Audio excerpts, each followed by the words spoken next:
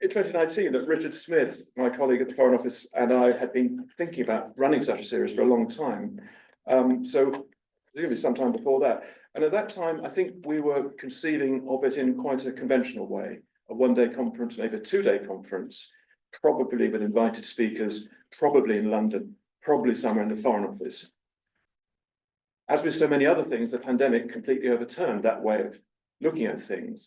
On the one hand, it put everything on hold, but on the other, it opened up, of course, the potential for doing things online. And more importantly, perhaps, we dropped the idea of a fixed program based on people we knew, and instead had an open call for papers to reach a much wider set of participants. And finally, we teamed up with Professor Philip Murphy at History and Policy, who enabled us to mount all our seminars online, and also, of course, generously hosting this afternoon's event. What have we learned from the series? Well, at the outset, we asked our contributors to bear in mind a number of questions. Why do governments commission official histories? Can we trust official historians if they're the only ones allowed to see the documents? Can official historians be sure they've seen all the relevant documents? Perhaps there is one secret drawer, as Sir Herbert Butterfield alleged, which holds the real secrets and to which only government has the key. Is there a danger that official historians may become institutionalized, too close to their subjects? Finally, is there still a role for official history in the era of freedom of information and of public inquiries? Well, some contributors address those questions directly, some implicitly, and others not at all. That's absolutely fine. We could have thought of many more questions, and we probably learned a lot more by not sticking too closely to the original guidelines. We've had 12 seminars on all since last January, and this is the 13th and final one. And there have been 24 papers or presentations, and it's quite interesting just to list them, I think. We've had 5, the largest number, the joint largest number actually, devoted to intelligence, including the histories of SIS and GCHQ. We've had 2 devoted to SOE, the Wartime Special Operations Executive. We've had 2 to nuclear weapons, their development in the UK and their testing in Australia. We've had 2 papers on history and policy, how historians might bring their influence to bear on policymakers. We've had 3 on military operations, 1 British, 1 Australian, and 1 Dutch. 2 to naval operations in the First and Second World Wars, 5 to the publication of official documents, the thing closest to my heart, which might be, of course, diplomatic or colonial or imperial. 2 have addressed the interaction of memoirs and official history, and 1 was a general overview of the first 100 years of official history in the UK. And we're fortunate to have 2 of our contributors on our panel today, one as a consumer of official history, Helen McCarthy, and the other as a producer, Matthew Jones. It's a broad range, certainly much wider than we'd ever conceived at the outset, but I think there are some notable gaps which people might also want to consider. No one has chosen, for instance, to talk about perhaps the most innovative of all the official history series, the ones devoted not to military or diplomatic or intelligence history, but to the civil side of the Second World War, edited by Sir Keith Hancock, or the Peacetime series, initiated by the government of Harold Wilson in the 1960s. And that series achieved what we can now recognise, I think, as an extraordinary level of productivity in the first 2 decades of this century, under the supervision of 2 people I hope we will have with us today, Tessa Sterling and Sally Falk. And of course, we also welcome our third panelist, Roger Smethurst, who is the successor to Tessa as the supervisor of the official history programme at the Cabinet Office. Well, we've discussed the history of official history. We also need to ask whether official history has a future. To help us answer those questions, we're of course highly privileged to have as our keynote speaker today someone who remarkably, and probably uniquely, has been both an official historian and a member of a public inquiry. Sir Lawrence Freedman wrote The Official History of the Falklands Campaign, published in 2005. He was also a member of the Chilcot Inquiry, the Iraq Inquiry, which reported in 2016. That, of course, is in addition to his long distinguished career as a historian and writer on strategy.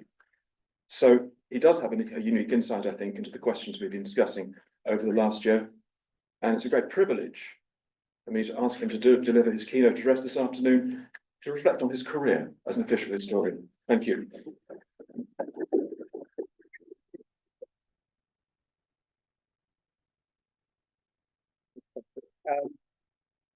I've reached my anecdotage, and that's what you're going to get. So this is largely about the official history of the Falklands, what it looked like to me, and what I took out of it. I'm more than happy to talk about the Iraq inquiry as well. It was a different process, which had some overlap, but actually very different sorts of pressures. But this is me as official historian of the Falklands campaign. So one of the first decisions Tony Blair was asked to make as Prime Minister in 1997 was to appoint me as the official historian of the 1982 Falklands campaign. It took him a while to approve the Cabinet Secretary's recommendation, as unsurprisingly, this was not his top priority. On the other hand, when he did get round to the matter, I don't think he took very long deciding. Yet, the fact that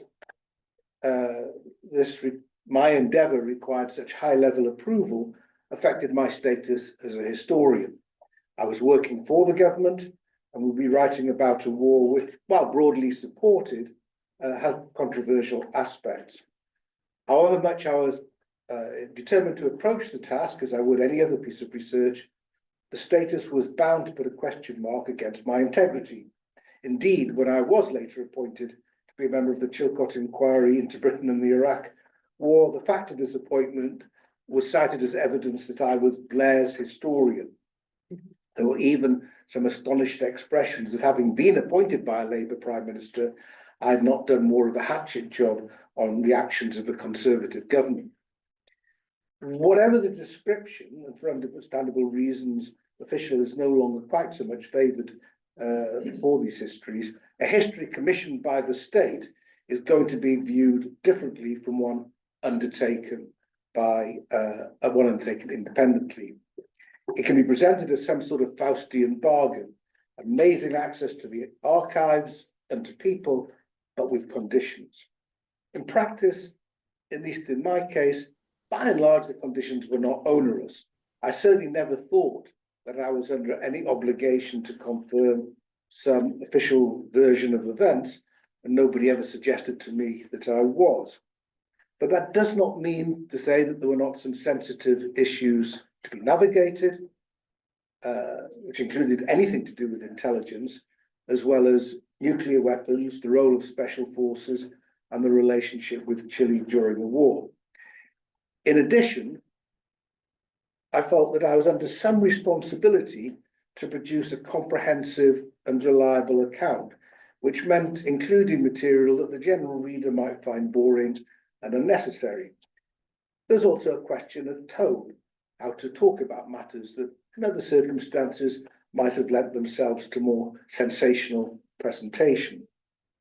So in this lecture, I want to deal with these topics to show how I was able, with one perhaps exception, to get around these restrictions. But first, to help explain my approach, I should say something about what I thought I could bring to the task, but also my limitations. Those who know the American system will be aware that their equivalent histories are often produced by teams, bringing together a wide range of interests and specialisms. My team was me, my researcher, Chris Baxter, who I knew because he joined the War Studies Department as an undergraduate and had gone on to do a PhD there, enthusiastically backed by Teresa Sterling and Sally Falk in the Cabinet Office, who helped me manage the bureaucratic process. But that was it. There was a board of advisors, which included the service's historical branches. They commented on drafts, gave me access to some of their historical work, I don't think all of it, on the war. Although in retrospect, I think I should have worked much closer with them than I did. I didn't apply to be an official historian. At the time, the choice of topics and I suppose suggestions for historians was decided by a small committee of Privy Councillors. I think Dennis Healy was involved, and that was where the proposal came from. I was asked by Sir Robin Butler, then Cabinet Secretary, when John Major was still Prime Minister, so I could have been Major's historian, if I would be interested, which I was, in addition to work on nuclear strategy and the 1991 Gulf War, I'd already published two books on the Falklands War. The first, a short account, and the second, a more substantial history, written with an Argentinian, Virginia Gamba, as a co-author. This might have been a black mark against me, as Virginia had been an active supporter of the Argentine effort while the war was underway. But she'd also worked with the junta members on their submission to the Argentine inquiry on the origins and conduct of the war. And so had an excellent grasp of Argentine decision-making, having been a student at Aberystwyth. She also, her English was pretty good. So together we were able to piece together how the various moves and counter moves were viewed in opposing capitals. In particular, with Virginia's help, I was able to explain why the conspiracy theories surrounding the Belgrano were wrong. More on this later. But Virginia played an important role in that, and I think suffered back in Argentina as a result. Now, I've no idea if this was why I was approached. I can say that this previous work reflected my fascination with the conflict and explains why I accepted the commission. The Argentine invasion came the day after I started work as a professor of war studies at King's College London. So on the 1st of April, I became a professor of war studies. On the 2nd of April, I had a war. But this soon revealed to me how little I knew about conventional warfare as opposed to nuclear deterrence. If it had been a nuclear war, I would have been in my element. I could have explained exactly what was going on, what the missiles were, their throwaway, what they would do when they landed. After that, nobody would care. But that was my expertise, and I genuinely found myself embarrassed, because the media comes to you, professor of war studies, here's a war, by how little I actually knew about the equipment, the units, and so on that were doing the fighting. Now, I'd made up some ground since 1982, but I was still learning about forces, weapons, and command structures, which is one reason, again, why I wish I'd spent more time with the service historical branches. Previous historians of military campaigns had relevant military experience, like General Tony Farah-Hockley, who wrote about the Korean War, having served there with distinction and indeed spent 2 years after some conspicuous gallantry as a prisoner of war. My strengths were different. They lay in an understanding of high-level policy making and the interplay of military operations and diplomacy. And the agreed focus of my history was government decision making, and that was something I could do. When the history was published, I got some complaints that there was not enough about the battles and an awful lot about tedious and eventually futile negotiations. But looking at the files, that's what took up most of the government's time and energy. Prime Minister Margaret Thatcher's could do little to influence the military operations and tended to defer to the judgment of Chief of Defence Staff Admiral Sir Terry Lewin. But she handled the often tricky conversations with the United States, who were desperate to get a ceasefire. Some things don't change.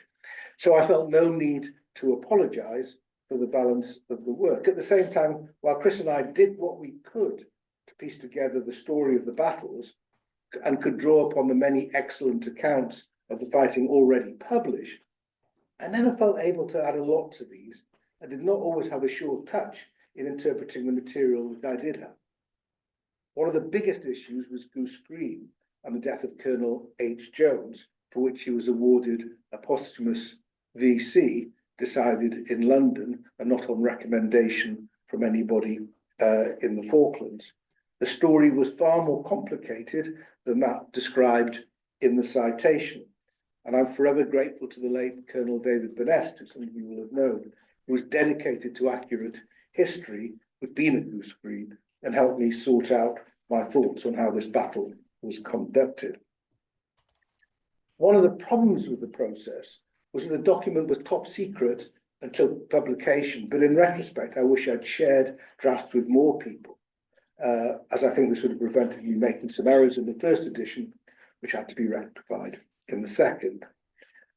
Unlike so much contemporary military history, which is enriched by first-hand reporting drawn from memoirs and diaries conveying the experience of war at the sharp end, mine was very much a top-down account. And as I say, while I think this played to my strengths, here I should confess to another personal limitation. As a historian, I'm a bit of an imposter. I did not study history as a student. I'd never worked in a history department. My background is in the social sciences. For a variety of reasons, not least the influence of my supervisor and mentor, Sir Michael Howard, my research methods became increasingly historical over time. But I never abandoned my social science roots. I should say, I don't think this was a disadvantage, especially when trying to make sense of policy processes. But it meant, for example, that I had not earned my academic apprenticeship by spending long hours laboring in archives. In fact, my two most archive-based projects, the official history and the Iraq inquiry, the archives came to me. Unlike most research projects, getting hold of the essential material was never my problem. In these two cases, anyway. All my own research up to this point was more like investigative journalism than proper archive-based research. This was largely because the stuff I was working on, archives weren't available. In the UK, there was still the 30 years rule. Until 67, it had been 50 years, now it's 20. And as yet, no freedom of information law. So my skill had been finding out pre-internet what was in the public domain, relying on official documents, newspaper reports, and occasional interviews. Now, when I did get a chance to work in archives, I really enjoyed doing it. I don't think there's anything to compare with losing yourself in the language and judgments of those who did not know what was going to happen next, trying to piece together how they saw the world and the options available to them. Anybody who's worked on Thatcher's papers will recognize how much of her character comes through in the sharp annotations when she was cross and the marked passages of which she approved. But for reasons I'll explain, it was also extremely helpful that I was very much aware of what was in the public domain. Precisely because the information environment is now much richer than before, with former ministers, officials and officers less inhibited about writing their memoirs, publishing their diaries, as well as journalists and activists digging around all areas of controversy, there is a lot that can be known without having to go into the archives. Even faux scandals, such as the sinking of the Belgrano, can lead to the release of materials that were intended to be kept secret for many years. And certainly I found in all the cases where there was a risk of restrictions being placed on what I could write, the public domain was my friend. I should also say the sense that I was actually concerned what my fellow academic historians might think was also a friend, because it's fortified me in moments when I might otherwise have been tempted to give in to some of the pressures to hold stuff back. Reputation does matter. When I signed up to do the history, I understood that there were things I could not write about, notably on intelligence matters. My basic test when it came to whether I should exercise restraint was whether by leaving things unsaid, there was a risk of distorting the history, of giving a false impression, of leaving huge gaps in the analysis. So, for example, it was important to know that a decision was taken on intelligence grounds, but not necessarily how that intelligence was gathered. This meant I didn't talk much about where intelligence had been gathered but not acted upon, which could be an omission. I paid one visit to GCHQ to look at their raw files, but after a morning decided to look no more. There was lots of absolutely fascinating stuff of uncertain value, but I knew I couldn't use any of it, and I'd rather not know. Can't trust yourself always to stay strong. Where my basic rule didn't work was with the Belgrano, because so much of that story hinged upon timing. When had Argentine signals been sent, and when had they been decrypted? The theory, conspiracy theory, assumed that the government knew that the Argentine cruiser, which had been ordered to approach the UK task force on the 1st of May 1982, had then been told to turn away, so it was not a threat. The hypothesis was that the War Cabinet decided that the warship should nonetheless be torpedoed to thwart a promising peace proposal being developed out of Peru with Paddington. The logic seemed fatuous, and the timing never seemed right, especially as the indictment assumed that the process of intercepting, decrypting, and then communicating the contents of Argentine signals would be remarkably quick. And then, with Virginia Gamba's help, I discovered that the timing of key signals had got muddled. A statement used to support the hypothesis from the chief of the Argentine Navy had contained an important error. The order he thought had been sent as early as 8 p.m.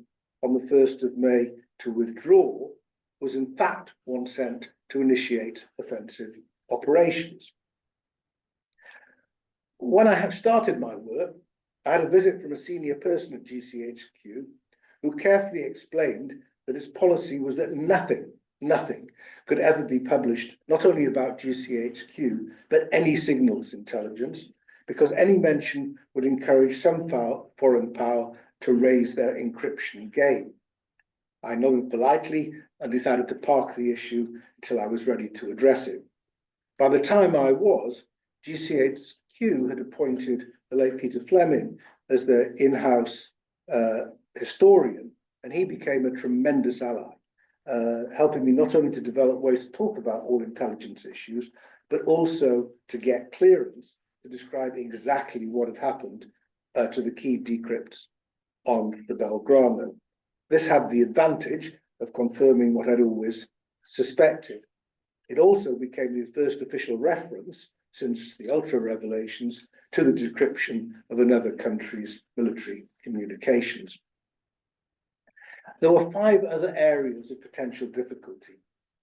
The first, which was a big problem during the Iraq inquiry, but no trouble at all in the official history, was being able to include full conversations with US policymakers. Not just what we said to them, but what they said to us. I was therefore able to draw on verbatim accounts of what President Reagan and Secretary of State Alexander Hagan said to Margaret Thatcher, to the case of Haig to Nico Henderson in Washington, our ambassador. Second, there was a brief flurry around the question of nuclear weapons being taken to the South Atlantic as depth charges. I discovered this issue on my very first day in the office, sitting in the cabinet in the historical branch's offices, when I decided to start on the War Cabinet minutes. This was high up on their agenda. So this was my first experience with the infuriating experience of knowing something fascinating that I could not tell anybody. I remember ringing my wife and saying, gosh, I found something important, and then just shutting up. I found this very difficult, which is why I'd run away from GCHQ. In this case, it mattered because it had contradicted what I'd written myself about nuclear weapons in the war, and so I thought it was important to tell the story. It had been alluded to in some published memoirs, as well as Argentine propaganda. But it meant going against the policy of neither confirming nor denying the presence of nuclear weapons at sea. But my argument on this was that it was a historical matter, and the case for more transparency was accepted without too much trouble. Similar sort of issue, third, was that I could argue that the prohibition on reporting on the activities of special forces, which was quite recent, I think, as a result of what Peter de la Villiers had written about special forces in 1990-91 in the Iraq War. This made absolutely no sense at all. The role of special forces had been really important during the campaign, discussed a lot in books already published, including Julian Thompson's memoir. As brigadier, he was the land commander until Jeremy Moore joined him. So he was the land commander for the first few weeks of the land war. Well, he'd written his memoir while he'd been in charge of special forces, and it included a number of mentions of their activity. So we got round that. Fourth, the role of law officers in providing advice on the legal rationale for US ownership, UK ownership, was important. I couldn't quote their advice directly, but nobody seemed to mind when I paraphrased it. And I should say that was paraphrasing as, again, your friend on some of these things. You don't quote directly, but you might as well have done. The most contentious issue, and the one that delayed publication for quite a long time, concerned the possible impact of revelations in the official history about cooperation with Chile during the course of the war on both UK-Argentinian relations and Chile-Argentinian relations. This was an area where there had been, again, much speculation, but basically the Foreign Office and intelligence agencies did not want any mention of the Chilean connection in the official history. Now, my trump card in this was that Thatcher had spoken warmly about Chile's support when she had come to the defense of General Pinochet, which you may all recall, some of you will recall, of course, had been the Chilean dictator at the time of the war. I was told that she shouldn't have done, and she was spoken. But the fact is that disclosure had been made and could not be retracted. And you couldn't use, as they would use in other cases where I pointed to some unofficial report, that as soon as I, an official historian, used it, that would confirm it, that my authority would turn something that might be true into something that was true. The Prime Minister of the time had said this. She was hardly a dubious source. But the problem I faced was that the objection was not to the specifics of the relationship, which I could cut back in really sensitive areas, and I did what I could, but to the very fact of publication. Just substituting blank pages where the Chile chapter should have been was only going to draw attention to the issue. Eventually, after this had been going on for ages, I lost my patience and said that I would resign unless the official history was published with the already truncated Chile chapter included. And then the government would be welcome to explain why it was being held back. I believe there's a memo from Andrew Turnbull to Tony Blair on its way to the National Archives, I hope it is, in which I presume was drafted by Tessa, which explains the embarrassment this was about to cause the government. So I'm desperate for it to be published, if only for the sake of my own reputation. Anyway, it did the trick. And inevitably, when publication date came and great precautions had been taken to minimize the damage, and this I'm very proud of, the first Sea Lord later told me that the fleet had been moved in anticipation of trouble. There was no measurable response from either Buenos Aires or Santiago. Most people barely noticed it. Now to some more general observations. I developed a great respect for documents during this process. in the past, because of my sort of scavenging nature of my work, I'd conducted interviews with past research projects. In this case, of course, I had excellent access to the key people just because I was the official historian. I could speak to Callaghan, I could speak to Thatcher, I spoke to all members of the war cabinet. I was constantly struck by the fallibility of memories and the value of documents as a check on what I was being told. Often told, great emphasis that certain thing happened before a certain meeting, and you knew it happened afterward. And so it was important. I still found the conversations with policymakers really helpful, valuable, get a sense of their personalities. They could provide some colour to dry minutes of meetings. On occasion, they could fill in gaps in evidence or stop one veering wildly off course. They brought on the pressure of events, but I trusted the documents more. Having the documents enabled me to write a reliable account. What did I have to give up in return?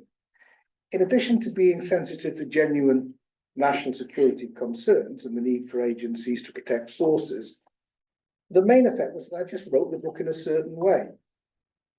When writing for what one hopes will be a wide readership, there's always a temptation to leave out or compress material deemed boring. I've already mentioned this with the diplomatic material. Also mentioned the lack of attention often given to logistics in discussion of conflicts. That means neglecting a factor which can make or break operations. And the core story of the Falklands campaign was the pressures created by the limited amount of kit available to the task force and its long supply chains. I've already mentioned the importance of spending time in the search for a diplomatic settlement. But on these matters, I didn't hold back. I thought there was an obligation to be thorough. In addition, in other writing, one can occasionally indulge in polemics or be a bit playful. I did some editorializing, expressed some opinions, but I always felt that a need to stay close to the evidence. When the book was eventually published, the main question asked by the media was about the Belgrano. The story of how the cruiser came to be sunk is a fascinating story, demonstrates the complex interactions between armed forces when both were working with only patchy intelligence about what the other was up to. I recently returned to it in my book on command. But the main press interest was in whether or not Mrs. Thatcher had done something reprehensible. And so we're disappointed when I failed to give them the evidence. And it was disappointing to me because I dealt with this many years before, as had other people. It was to me, it was already a discredited story. The Argentine press, who showed more interest in the book than the British, I should say, mainly wanted to check whether or not I'd cast doubt on the British claim to the islands. This had been the subject of a mischievous pre-publication leak to the Daily Mail, suggesting that I'd been borderline treacherous on the matter, and had also impugned the memory of H. Jones. I never bothered to try to find out who was responsible. But again, I had to disappoint my Argentinian friends. What I found particularly interesting was I had it identified and published what I thought were a number of real, not quite earth-shattering, but real scandals. These were, first, the Board of Inquiry into the loss of HMS Sheffield had identified examples not only of bad luck, but also poor practice. Yet the Commander-in-Chief, Admiral John Fieldhouse, had decided against the court-martial on the grounds it would serve little purpose, and we'd won anyway. There'd been grossly inflated claims made about the success of the UK's air defence systems, and in particular Rapier, in taking down Argentine aircraft. This had been exposed by Jeffrey Ethel and Alfred Price, an excellent research book on the air war, in which they showed instead of 14 aircraft being brought down by Rapier, with another 6 probable, as claimed in the December '82 government white paper on the conflict, the actual number was probably only 1. The Select Committee on Defence which I was advising at the time of the Falkland War. I was an advisor to the Defence Committee, which gives you another perspective. We'd asked, we were doing a report on weapons performance. We'd asked for the reconciliation of these numbers as part of that inquiry. But as pitches for arms sales had been made on the basis of these inaccurate figures, the MOD was reluctant to acknowledge the awkward truth. At first it prevaricated, and then when it could no longer do so, it relied successfully on a quiet word with the committee chairman to drop the issue. So having been pushing for this information while I was working with the committee, I was pretty cross when I found out what had happened. Third, the post-war Franks inquiry had allowed itself to be swayed by the intelligence community's own investigation as to when the Argentine decision was taken to invade the Falklands.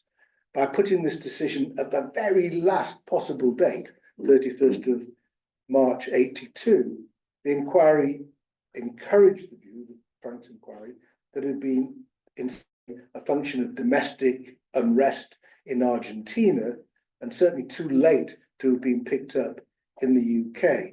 The actual date, which I got from my work with Virginia and seen confirmed, 26th of March, made the crisis more comprehensible in terms of its dynamics, decision more comprehensible in terms of the dynamics of the crisis, and more regrettable given that these dynamics had been missed. So, all these things were in the official history. None were picked up by the media. I should say I didn't make any particular attempt to draw attention to them. I thought my work had been done. But the question of what makes for a media storm and what is readily ignored continues to intrigue me. One of the problems with an official history may not be not only the suspicion that it's been in some way sanitized, but it's simply not as exciting as leaked documents marked secret sent in a brown envelope to a journalist who is then convinced that they've got the scoop of a lifetime. Things that you are allowed to know and are easily accessible never seem as interesting as things that the authorities have been apparently keeping from you, because there must be a reason why they've been keeping them from you. That's why I always advocate complete transparency. Most scandals hide in plain sight. That's why I got regularly irritated when books were later published claiming to represent the true or even unofficial history of the Falklands, often written by people who'd never actually read the official history, where they would find much of the material they were believed that they were disclosing for the first time.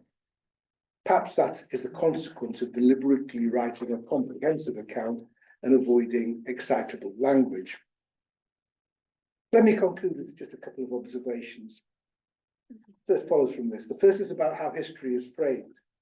I saw my first responsibility as writing a full and reliable account that anybody interested in any aspect of the conflict would find illuminating. I actually thought that was my first responsibility with the Iraq inquiry as well.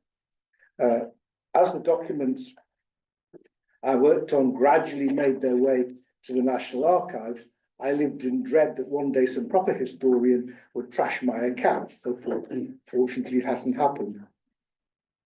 But as I've indicated, one problem with a relatively straight-laced approach, staying close to the evidence, is that it can lack a big theme, a headline story that will capture attention. How easy will it be in the future to stay close to the evidence to provide an account of how these events look to those in the middle of them, those taking the key decisions? I've stressed the importance of documents, but there are now fewer of them than before, and they're less revealing. Much is made of the use of emails now and the haphazard way they're compiled and disseminated. Now we have WhatsApp groups and even more encrypted channels. None of these were used by policymakers at the time of the Falklands, but they did talk a lot on the phone. And I was struck by how few transcripts of these calls were in the files, other than those with foreign leaders. With foreign leaders, there was normally a reasonably good record. I think I found 2 transcripts of calls that Thatcher had. One was with Carrington while the crisis was brewing, and the other was Tony Parsons, which was incredibly revealing, because it actually revealed how lonely she was in her decision making. The one with Parsons led me to think that there must be more. There must have been more, but they just weren't kept. But so they weren't retained. But so those that were there, including the ones with foreign leaders, were priceless. Not least because they brought out more the humanity of the individuals and often revealed the stresses they faced. In general, there were few written communications that survived that were at all gossipy, let alone almost defamatory about colleagues, to provide insight into the internal tensions that must have been around as these big issues were discussed. Who hated whom always helps when trying to understand cabinet government. I mean, there were some from the Foreign Office that were a bit gossipy. I think actually, this is a secret, I found with the Iraq inquiry, and I think this one, the most gossipy stuff was from the agencies, who assumed that nobody would ever read communications and therefore a bit less guarded. But of course, for the same reason, we couldn't actually use it. And lastly, there's an issue which I raised in a lecture I gave a few years ago, in which I did compare my experiences in writing an official history and participating in an official inquiry.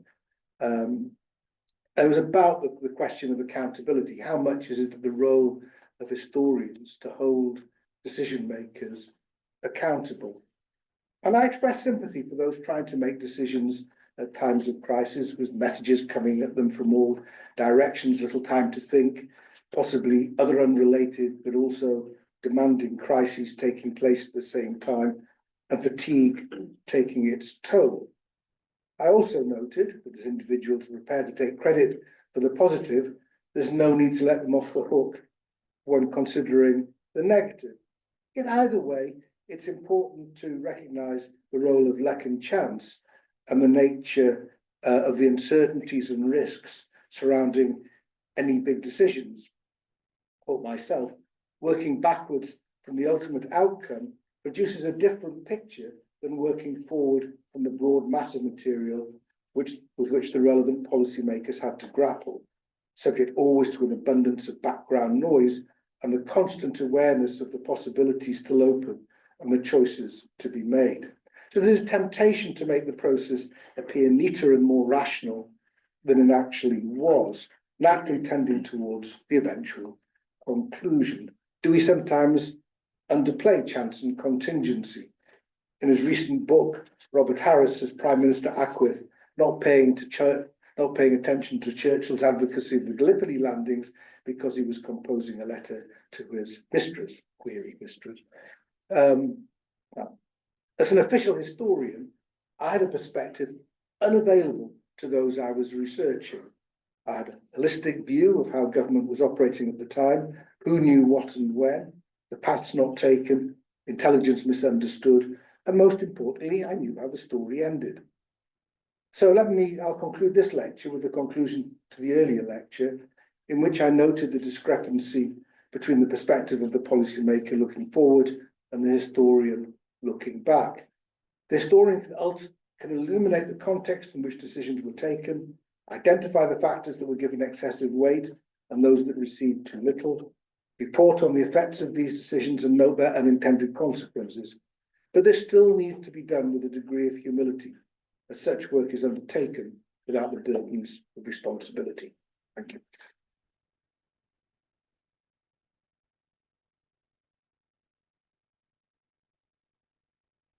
That was wonderful, and we've got plenty of time for questions.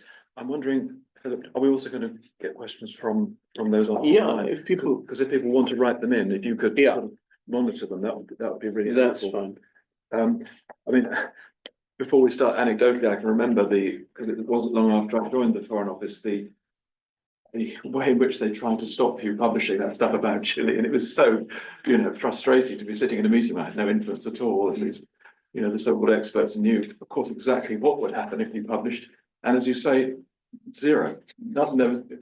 We always feel that with our own volumes. It's going to cause some scandal, and nobody ever comments on it at all. So thank you for that. Would anybody like to ask a question from the room? And I can see one immediately just down here. You could perhaps give your name as well. Paul Rock, I'm 1/3. With my colleague, 2/3 of the official history of criminal justice. Two questions. One is, there were all sorts of rumors circulating about the future of the program, and I simply don't know whether it's going ahead, and maybe that would be helpful. The second thing is, I wonder if people in the room could confirm my impression relations between the academy and government have deteriorated very, very severely. I had an enchanted period of several decades in which I had free access to criminal justice ministries and was embedded, could do research on papers and attend meetings. All the doors are shut now. Am I in a unique position, or is it something that's commonly experienced by colleagues in the room? Yeah, it's not my experience, but I remember, probably a better position to talk about what's happening with the official histories. I think there's a difference between the domestic scene and the sort of foreign policy scene. I think there's more of a habit with the Foreign Office and MOD and so on in calling in outsiders, more mad things. I remember when I was in charge of research at King's for the college during the Labour government. That's when some real problems came. The Department of Education slogan was celebrating success, and if a bit of research came along which didn't, that was going to be awkward. And you can start to see some of the problems building up there, but I don't have any other knowledge. I was going to say that probably the future, or present and future of official history is a thing we will probably address directly in the second session. So we'll come back to those points. Thomas. Yes, thank you. Laurie, thank you really for a really rich and stimulating lecture. The one thing that you didn't address, though, is why do you think the government thought it was in its interest to produce an official history of the Falklands War? What was in it for them? Well, the real honest answer is I don't know. Nobody told me. I think the way it worked was you had this, again, correct me if I'm wrong, you had this committee of privy councillors who went presumably for a nice lunch and thought about topics that would be interesting to study. I don't think it was. No, Roger. You know better than I do. Yeah, well, it was permanent secretaries would come up with ideas. Okay, may put And them. then it would go into the cabinet secretary, and then it would be considered as to which were the ones that would come to the top. But I was definitely told about these committee of Well, privy there is councillors. there is a committee of privy councillors that oversaw the programme. Oh, okay. And that was Geoffrey Howe, Dennis Healy, Yeah. and Bill Rogers. Okay. Well, that helps a lot. But honestly, I had no idea. I was just asked would I arrive, and given the ones that there'd been in the past, it didn't seem that surprising. It was sort of a historical sequence. The big conflicts in which the UK had been involved and there'd been one on Korea. So, Well, the original remit from 1908 was they were periods of war. There were conflicts. Yeah. And it was 1966 that Harold Wilson basically decided to include domestic matters as well. So it's always been a mixture of those two things. So I didn't think it's that surprising that they wanted one. I think it's probably, but nobody. All I was told was to produce a history. Thankfully, That committee of privy councillors is absolutely right, and one of them is still alive, actually, Bill Rogers. And he wrote me a very nice letter some time ago after I wrote my little book on official history. And he's always taken an interest and has pushed, for debates in the House of Lords and that sort of thing. Yes. Laurie, you spoke very interestingly about the controversy in controversial areas and the real scandals which the media ignored. I'm intrigued. You never mentioned Galahad and the Welsh Guards, because that's still rumbling on in Parliament, and that is still very much a hot potato more than 40 years later. Yeah, I mean, I wrote a pretty full account of that, which I think stands up. That was actually one of the examples where, you know, a much later shock horror revelation didn't actually bother to look at what had already been written.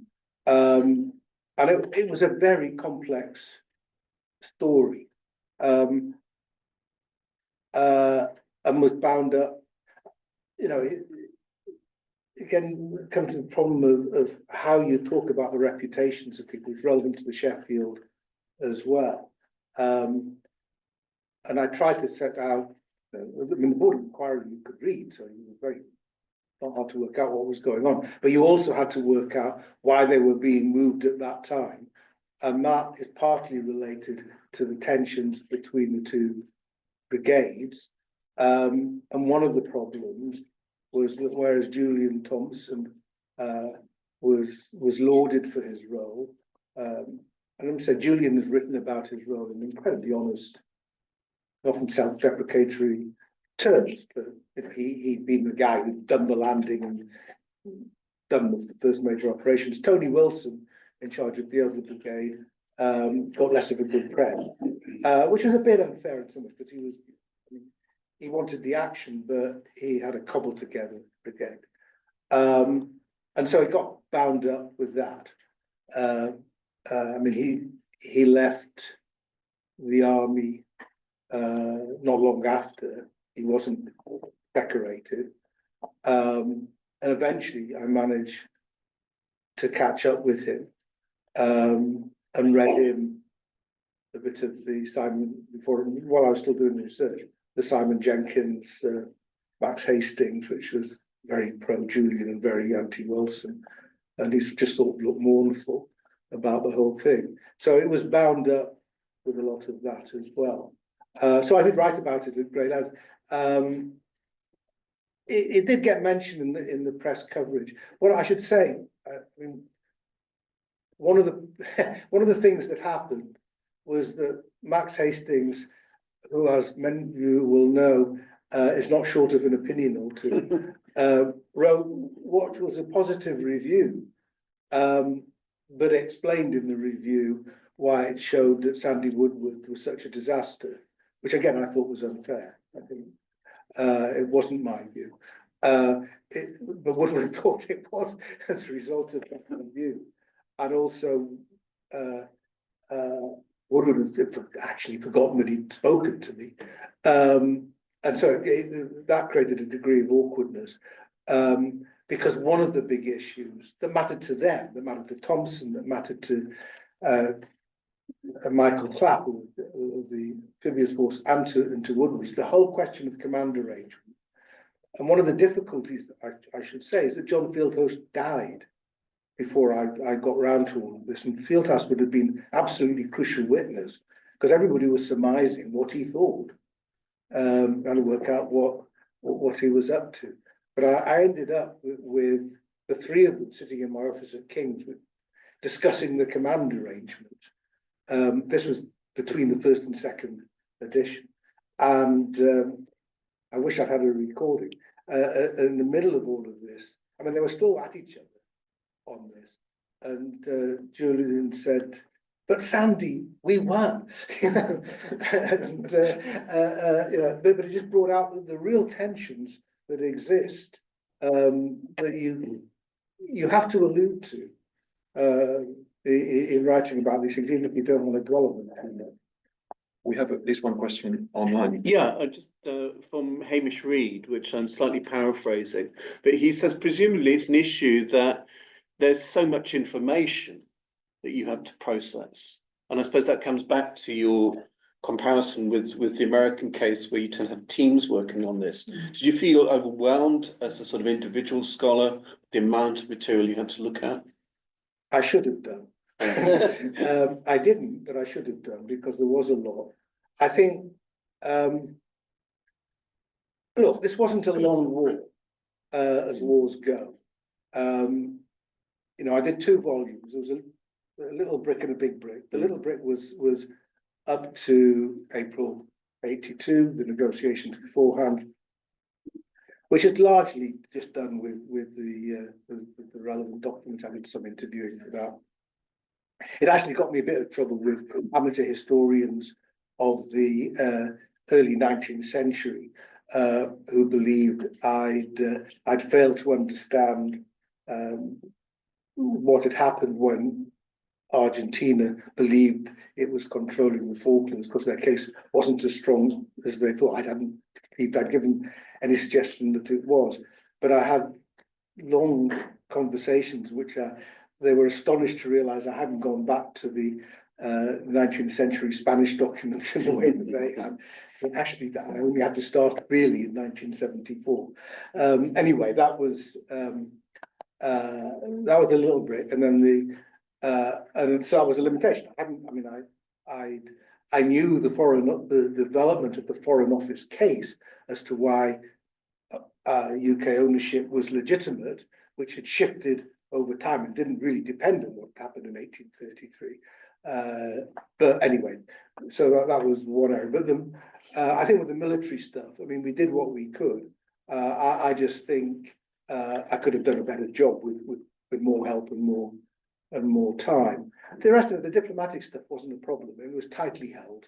There weren't that many people involved. The documents were absolutely, I found fascinating. I mean, reading conversations between Thatcher and Reagan.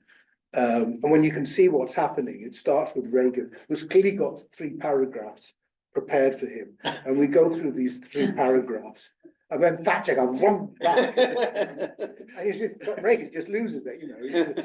Somebody told me that in the Oval Office, he was saying, "Isn't she wonderful?" You know. So, you know, I just think that I found that, but it wasn't difficult. I didn't find that was a problem at all. It was the military stuff. I feel I could have gone more into the battle detail with more time and more expertise. And more support.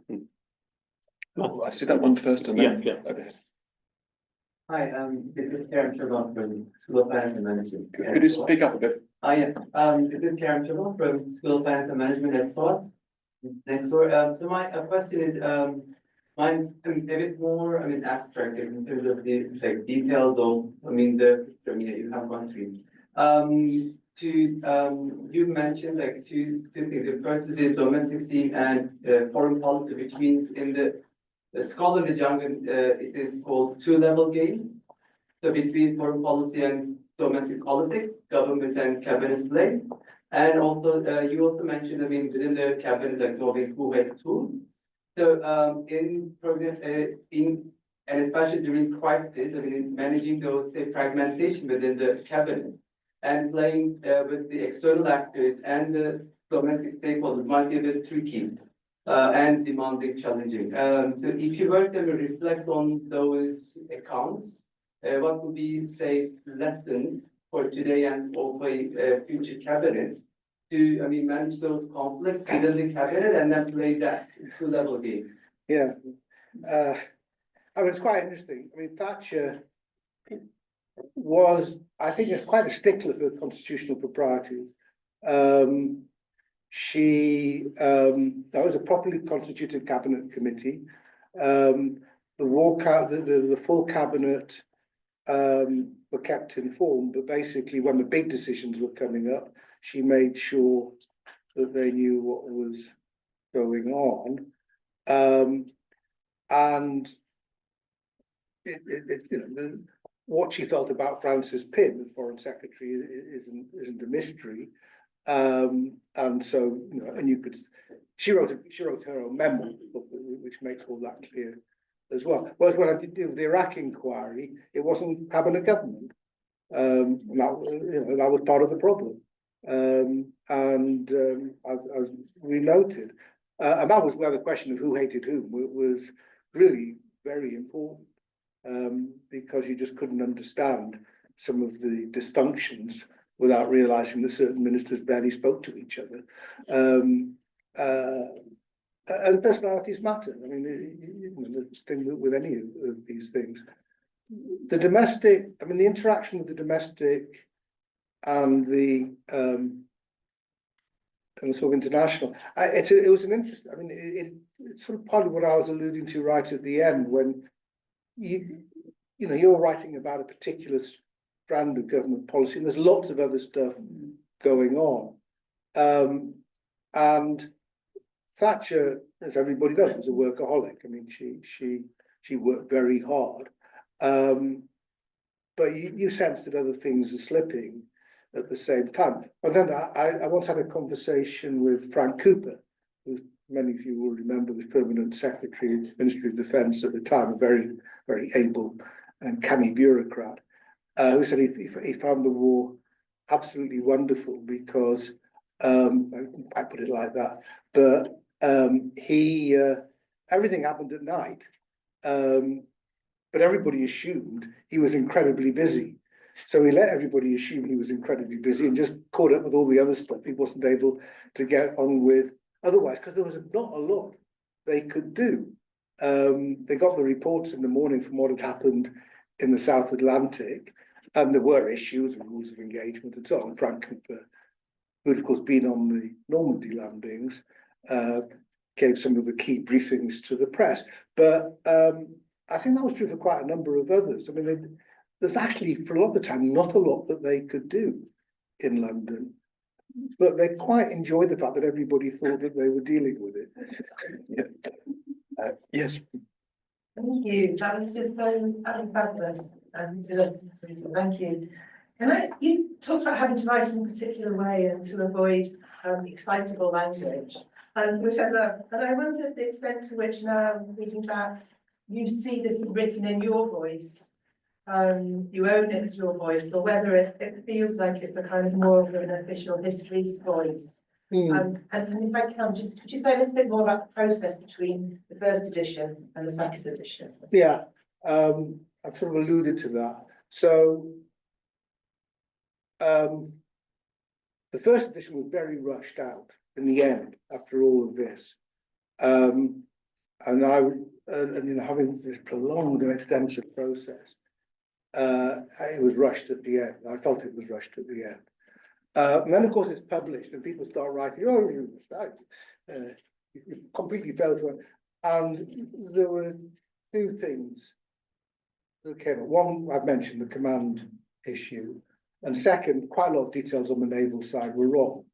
To be frank, not on the engagement so much as just sort of lists of ships and so on, because I just taken them from a source, and the source turned out not to have been a good one, because it didn't really interest me very much, but I should have taken more care. That was partly what I was alluding to, and I wish the service branches and I had worked more closely together. So I wanted to, you know, these were things that were not hard to correct. I wasn't going to change my basic account, but this, I always tell people to read the paperback edition, which is far better. But the command stuff was, I got a better feel for it, I think. I don't think to anybody other than those directly involved, I don't think it would have made a lot of difference. But I think that was, I don't think my voice, I tend to, I don't know. I mean, I didn't use bureaucratic language. I mean, I think I avoided that. I mean, I was trying to be as direct as I could. I think just basically staying close to the evidence is the most important thing. And where you've got good stuff to quote, use that. But there wasn't, you know, there wasn't shock horror language at any point. I think that's probably more what I mean. I tend to write even now. I mean, it's the way I do things. It is stay close to it. It goes back to when I was a graduate student, when Michael Howard was my supervisor, and I was sort of a bit of a lefty, and heavy-handed sarcasm was one of the things that kept on slipping into my chapters. I have big red marks. If you've got a good point to make, let that point be made. Is what Michael would say. And I sort of took that to heart. And it's advice I would give myself now. And Laurie, earlier on, you mentioned the Reagan-Thatcher correspondence. That made me think about whether you, at the time, felt compelled to go to American archives to get the American side of the story. Maybe it was too soon to events because they hadn't released things at the Reagan Library. But I didn't go, but I got stuff from the Reagan Library. and then the balance between showing the American side, no, the Argentinian side as well, between the UK sources. There were some quite good American sources, some quite good accounts written. And there's a guy whose name I just can't now remember, who kept a diary of the Hague shuttle, where he went from London to Buenos Aires and so on, which was great. I mean, just very revealing. So there's actually, and Hague has written his own memoir as well. So there's actually quite a lot on the American side. I did sort of, I'd say, opportunistic interviews. Americans who were over here. Again, this is sort of, you know, And you pre-Zoom. the foreign relations volumes now come out with South Atlantic. Yeah. And has looking at that changed your perspective on things? No, I don't think so. I mean, I think the American side, I mean, it's really, I mean, there's a story, perhaps more to be written, because you had the Jean Kirkpatrick role. As you don't know, Jean Kirkpatrick was one of the original neocons. That was a very active Democrat who became very hawkish, and wrote a very famous article about, I'm just kind of trying to remember exactly the distinctive terminology she used, but basically authoritarian regimes were okay. It's totalitarian ones you have to be aware of, and you may think this is a distinction without a difference, but she made it. And so she was ambassador to the United Nations and wrote and really pushed for more support to Argentina. She had good access to Reagan, and Hague was worried about Cuban influence. I mean, you have to know a lot about Latin American politics to know that Argentina under the junta and Cuba under Castro were not natural friends. But he was worried about that, whereas the European Department and State and so on were pushing hard against it. And Weinberger got his honorary knighthood after the war, so the Pentagon and the intelligence agencies were supporting the UK far more than Hague realised. So it's a fascinating story, but I think I got most of it in. I think there's a story about the UN as well, because Tony Parsons, who was a bit under a cloud because of Iran, where he'd been ambassador, did a superb job as in the UN, and Thatcher loved his telegrams. I mean, if you really want to see Foreign Office telegrams at their best, Parsons' telegrams back from New York on each meeting of the Security Council are very funny at times, very witty, very perceptive, and quite dramatic at times. You know, about how they got Resolution 502 through on the first Sunday, which required every trick that he could until Thatcher got a chance to talk to King Hussein of Jordan to get the Jordanian delegation to vote the right way. And so Parsons in London was desperately in New York was desperately trying to delay things coming to a vote. At one point, I think by demanding an Argentine translation of something. Anyway, it was absolutely brilliant. Parsons was a very great raconteur, and Thatcher. He was one of the ones mentioned. He was the one with whom I got this phone call, rare transcript, and Thatcher really loved him. And Thatcher hated the Foreign Office, but she loved ambassadors. I mean, she loved Nick Henderson and she loved Tony Parsons. And after the war, Tony Parsons, not desperately successfully, I think, but worked for Number 10 worked for a Number 10. So I think that there's a story there which is fascinating. But there's a set of telegrams that are worth publishing at some point. I think Tony Parsons from New York would well deserve a volume. I think we should remember that one.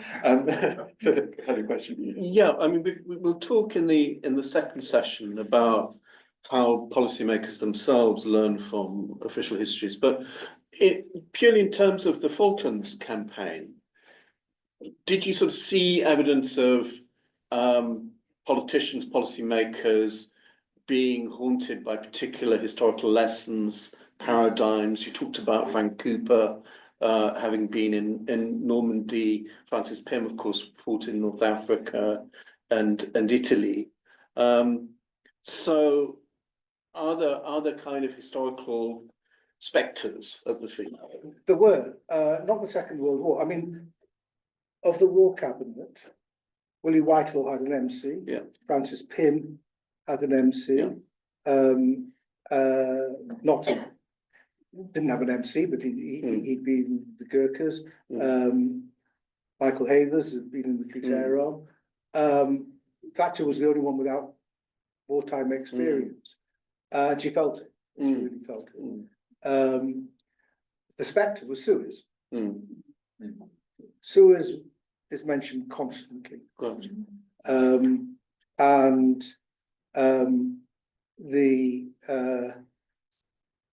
Because that was Suez in two respects. First, nobody could believe that the Navy could organise themselves to get there so quickly because of the time it had taken to get into position for the Suez operation. And secondly, everybody suspected that they'd be let down by the Americans. And Haig, I think in Haig's first meeting with Thatcher, he thought it's not going to be Suez.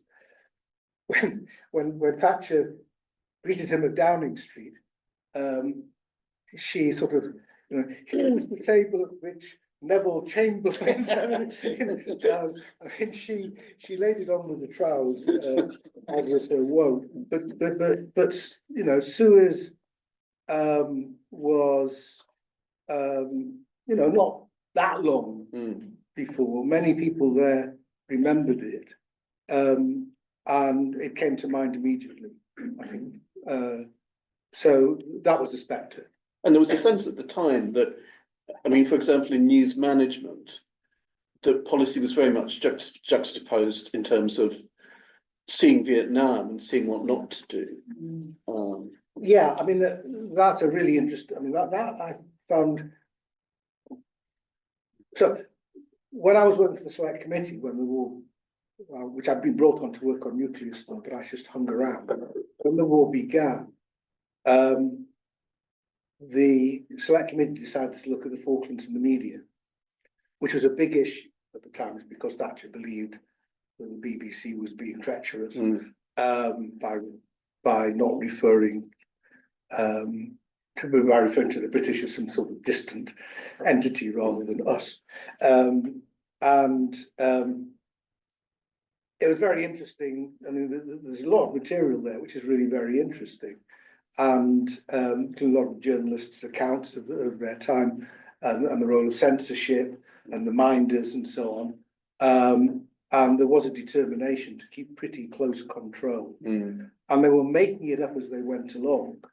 The army knew a lot about how to deal with the media from Northern Ireland. And Julian Thompson, why Max Hastings loved him was that Julian knew what to say and what not to say, and to trust. The Navy didn't feel that way. There was some wonderful. I mean, not because they were trying to control the narrative. Remember when it was in Middleton, he was the captain of Hermes, described what he was being asked to use his precious bandwidth for, and Sergeant Adkins was furious because he broke a leg and therefore won't be able to have a go at the RGs, writes the Daily Mirror, whatever. And crucial communications were being held up to get this sort of stuff out. And then the journalists would demand special treatment. So as if the whole war was being organised for their deadlines. So it was a really big issue. And what you get the sense of, and the news management was really interesting because they were making it, in government, they were making it up as they went along, particularly with regard to casualties. So remember, back to Sir Galahad, they kept secret for a long time the extent of the casualties, and allowed people to speculate, which was damaging, especially to families, until I think Bernard Ingham, who was Thatcher's press secretary, who was quite a formidable character in this story, put his foot down, said you can't do this. But the argument was that you just wanted to keep the Argentines guessing as to whether or not this was going to hold up the final assault. There are interesting questions. The Argentinians might not have known that Sheffield had been so badly damaged if we hadn't reported it, because they had two aircraft went unleashed their exocets, turned around and went away. They didn't know what had happened. But then you remember what's the McDonald, who had this very funereal visage. That was a big argument because the real press people thought, how could you have this sort of guy who looks like a funeral director, it sounds like one, providing the information and the news? And John Knott said he's perfect. And he actually had a fan club. When he had to go and see his mother or something in Scotland and wasn't there, people were complaining, where is he? And that key moment meant, I can still remember announcing the casualties on the Sheffield was absolutely crucial for the news management that followed, because we'd announced it and we talked about a setback, and that gave credibility to everything that followed. So I thought it was an absolutely fascinating issue. But a lot of it was purely logistics. I mean, you just couldn't get back the television pictures without getting, well, you just couldn't get them back quickly. So it was a radio war and a newspaper war, not a television war. One and then two. How did researching and writing about the Franks inquiry affect your own practices when it came to sitting on the Iraq inquiry, if at all? If at all. Well, I mean, so when Brown set up the Iraq inquiry, he said he wanted it to be like the Franks inquiry, which was a committee of privy councillors, which is why I'm a privy councillor. But I knew, I'd read all the transcripts and so on. And if we'd done that in public, in the Iraq inquiry, in our hearings, we would have absolutely been crucified. I mean, it was incredibly chatty and good chappy, there wasn't it wasn't probing, shall we say, and I could see the way that the intelligence, they weren't supposed, when each department was told to provide material for Franks, they were told not to editorialize, not to put their own spin on it, to send the material. And actually the basis of the Franks report, the actual narrative, is pretty good. It's done on the basis of the documents and so on, and was fine. And I've got no complaints about that. I think Callahan described it as a story that was told in bright colours and nuance and so on. And then at the end, somebody goes and throws a bucket of whitewash all over it. So it was the end bit that was problematic. But I could see how it had been done. And of course, it was also, the Privy Councillors were all politicians. So with, I think, Patrick, what's his name, the former secretary, then Patrick Dean. But there was a deal, basically, that we're not going to be too rude about what the Labour government did during the 70s, and you're not going to be too rude about what we did in the 80s, and anyway we won. to be honest, I wasn't impressed by that bit, and the intelligence agencies had run rings around them. And Franks had just accepted it, for what they've been told. So I wasn't particularly impressed. And anyway, by the time you're in 2009, when public trust in these matters was hardly at a high point, the idea you could do this in secret, as Franks had done, was for the birds. I mean, it just wasn't going to happen. And you know, John Chilcott and Lord Lyne, you know, came to that conclusion within about a nanosecond, that we were going to have to hold public hearings. So to me, it was what not to do. The narrative itself was fine. I mean, I had no trouble with that. I mean, you could have done more, you could have filled out more, but it was quite factual and perfectly useful. But what the judgments at the end were, to me, seemed pretty dodgy. The interesting thing about it was that I could see who they'd considered to be on the inquiry, which included Michael Howard. And I never quite worked out, well, I think Hugh Trevor Roper was one that decided against academics. So this also turned me against him. Yeah. Mr. Christopher Knowles, thank you for a fascinating account of writing history. Can I ask about how you approach writing about people, individuals who in many cases were still alive, about events in the fairly recent past, that in some cases potentially could affect reputations, careers? Looking back, do you think you were sometimes too hard on people, or perhaps not hard enough? Probably not hard enough, rather than too. Well, I think that's I mean, interesting, but could I also ask if, was there a difference in the approach in the Falklands and then in Iraq? Because presumably the Falklands history was designed to end with an objective account, whereas Iraq is much more about learning lessons and identifying what went right or wrong, or were they comparable in that way? Well, so I think if you're staying close to the evidence, a picture of the individual's brain comes up.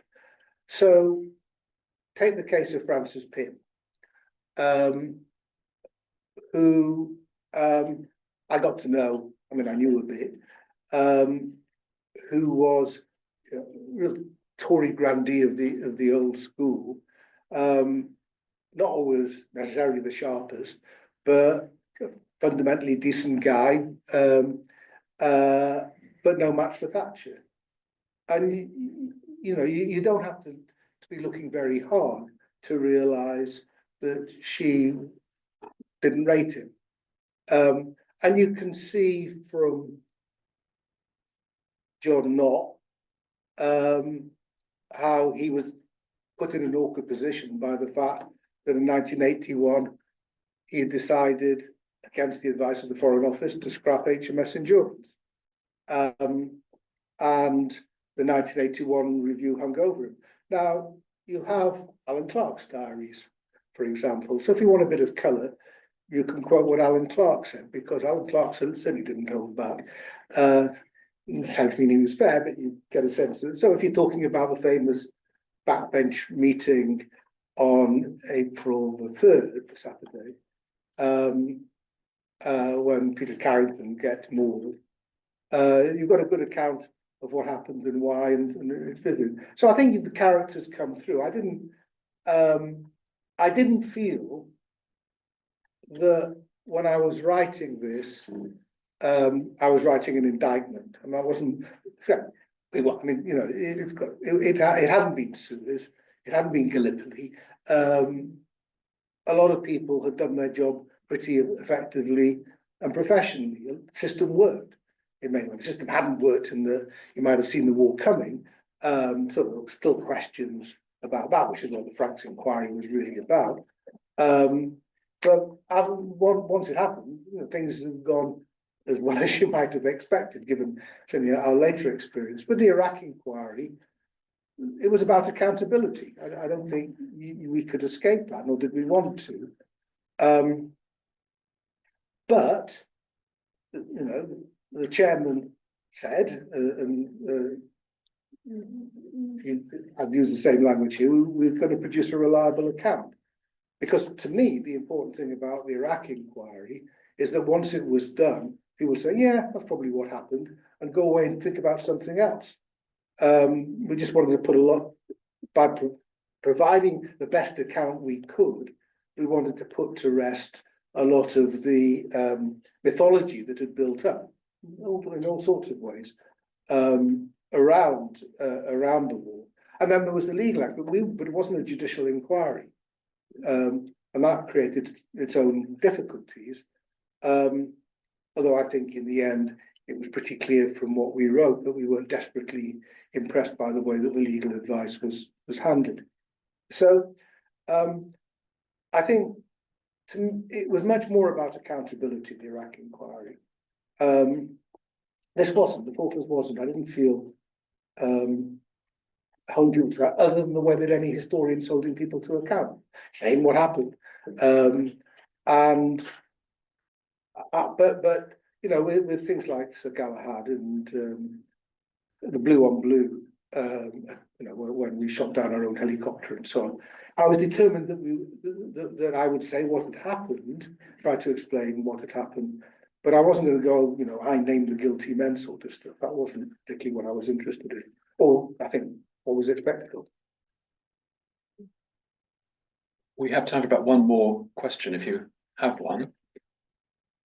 If not, we're running close to our time. So I think we've had a wonderful session, wonderful lectures, and tremendous answers to some very good questions. So thank you very much. Yeah, great. Okay, thank you, everyone. We're going to make a start. After that brilliant lecture, Sir Lawrence is joining this round table panel with 3 other people who have an interest in official history and the history of government one way or another. And I'm going to keep introductions very short because the panelists are going to introduce themselves, those who haven't already spoken. But just say we have on my immediate left Professor Matthew Jones, Professor of International History at the LSE. Also a student of Sir Michael Howard, whose name has already come up. Matthew, one of the most respected and prolific of my contemporaries, who worked with Michael Howard on Anglo-American relations in North Africa in the Second World War at Oxford, and has written books on confrontation in Indonesia and nuclear policy in Southeast Asia, and is currently author of the official history on the UK nuclear deterrent. Matthew's already published 2 volumes in that series and has sort of gone back to the chalk face, yeah, to carve out a few more. Helen McCarthy is Professor of Modern and Contemporary British History at St John's College, Cambridge. Before that, she taught at Queen Mary College. She's a hugely respected social historian of post-war Britain, author of Double Lives, A History of Working Motherhood. And Helen worked closely with the Foreign Office historians on an important study of female Foreign Office personnel and diplomats. And Roger Smethurst comes from the inside. Roger is head of knowledge and information management at the Cabinet Office, has been closely involved with a series of official histories, and also, it turns out, is an expert on this building. And I think we'd like to say something about that in his opening comments as well.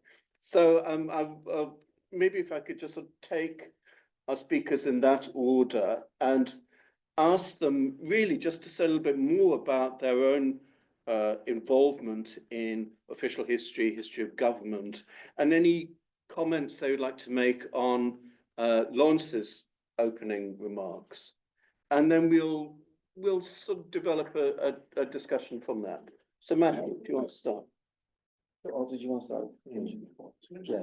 Well, yeah, you start and then we're done. Yeah, so I guess, I mean, it's a bit chastening to think that I was actually appointed as an official historian by Gordon Brown. So it's quite a long time ago now, but I mean, Laurie talked about the mysteries of the appointment process. And I found it a very mysterious process as well. And serendipity played an important part in my appointment. I simply was going along to the Cabinet Office to look at some documents I'd asked to be declassified, and Tessa Sterling was head of the unit that Roger now heads at that time. And the documents to do with nuclear policy in Asia. And Tessa took an interest in my interest in nuclear history, and they mentioned the fact that there was an official history of Cheveline that the Ministry of Defence wanted to have written. Would I be interested in doing it? So that was my introduction into the official history programme as then was. When I was interviewed, there was a process, there was a panel that appointed me. But as Laurie said, I think the initial scoping of projects is done by the permanent secretaries themselves of departments who come forward with proposals for the official histories, which are then kind of finally signed off by a committee of privy councillors. And the privy councillor's role is important because as an official historian, you are obviously entitled to access to papers of all governments, persuasion, political persuasion, and you have, in theory, you have free access to documents in the past. And as Laurie said, I mean, I was also aware. I mean, I had to make a decision about whether to do this work or not, and it was obviously going to be interesting work. And I was very aware of a certain tradition of official history, and Michael Howard, as my supervisor at Oxford, as part of that tradition, because he wrote one of the official histories of grand strategy in the Second World War.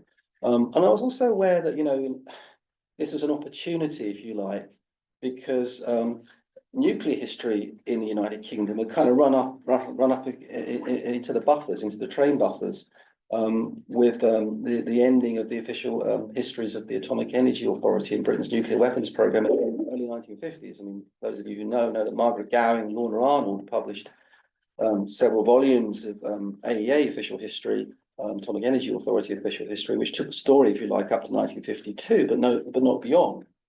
It was only later I actually discovered that they intended to have another volume, which was going to take the story up to 1958, 59, and the Mutual Defence Agreement between the United States and Britain in nuclear affairs. But they never got round. They did some research on it, but they never got round to publishing it. So there was a sense there was a big gap there that needed to be filled as well. And so I took on the brief very much. I kind of very much also was aware. Now, Cheveline, the Cheveline story may not be familiar to some of you. Cheveline was basically a very secret government program in the nuclear field that was launched really in the late 60s, early 70s to upgrade the Polaris missile system that Britain fielded at the time, to improve it so that it could overcome Soviet anti-ballistic missile defenses which were arrayed around Moscow.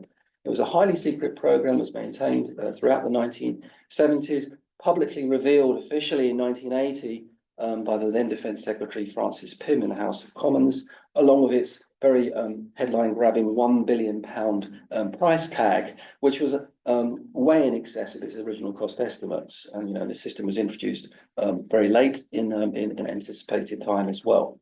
So it was a controversial program in itself at the time when it was revealed. It's a very expensive program. It would be delayed in production and so on. And within the defence field as well, it was a controversial program. The need for it, the expense attached to it, the project management side, and I was aware of that.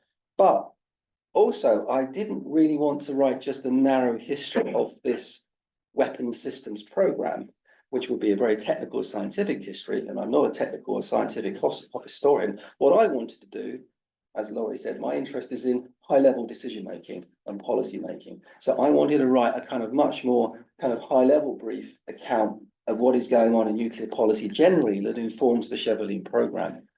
And as I began to explore that, I realized really you could not understand Cheveline without going back to some of the really first-order questions. Why did Britain feel it needed to possess a nuclear deterrent? What were the meanings of independence, understood by officials at the time? And the notion of credibility, what made a credible independent deterrent? These kind of basic questions that were circulating in defence circles for many years at that time. So I ended up writing a much more kind of wider history, which looked at the history of the strategic nuclear deterrent as a whole. The first two volumes take that story up to 1970 that were published before the pandemic. And I'm now, it's a long story, but I'm now sort of engaged in writing a third and final volume, which will take the story to sort of about 1980, the end of the, when Cheverly was revealed in the early Trident decision making. And that's what I'm doing right now at the Cabinet Office as part of Roger's unit, essentially. And it's very much a solo effort, as Laurie said. You know, I don't have any kind of, helpful people at the Cabinet Office that help you retrieve documents, but I don't have any team of historians surrounding me. I don't have, that kind of research assistance support. So it's very much a kind of a one-man band and effort. And it can feel very overwhelming with the volume of documentation you're dealing with at any one time. I'm also trying to take in the international aspects of the story. So I've been to American archives, I've looked at American documents, which there are now many more for this period, and try to bring in the US side of things into the story, which I think would be more interesting.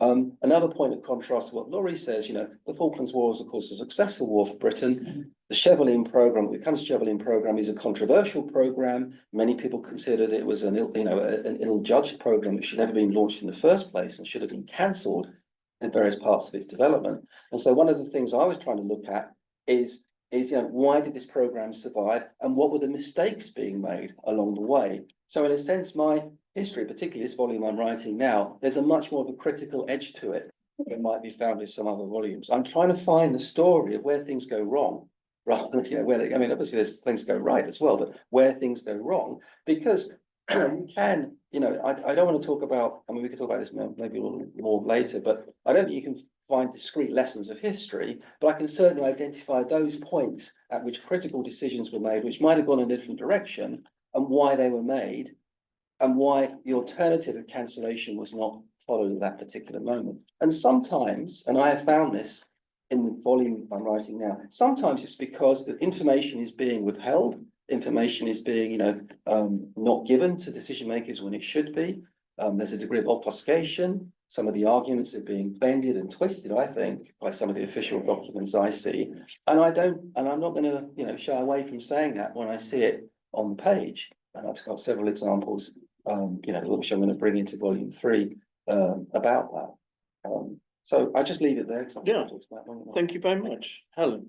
Well, first of all, thank you so much for inviting me to be on this panel. I have to say, I do feel slightly fraudulent being here because I'm not an official historian, but I am interested in officials and their histories. And I've approached these subjects really as a historian of work, gender, and more recently of ageing and retirement. And I'm drawn to government institutions in this respect as employers of people and as workplaces which shape particular kinds of relationships between people, shape particular kinds of identities and shared understandings of what the institution is and what the institution does.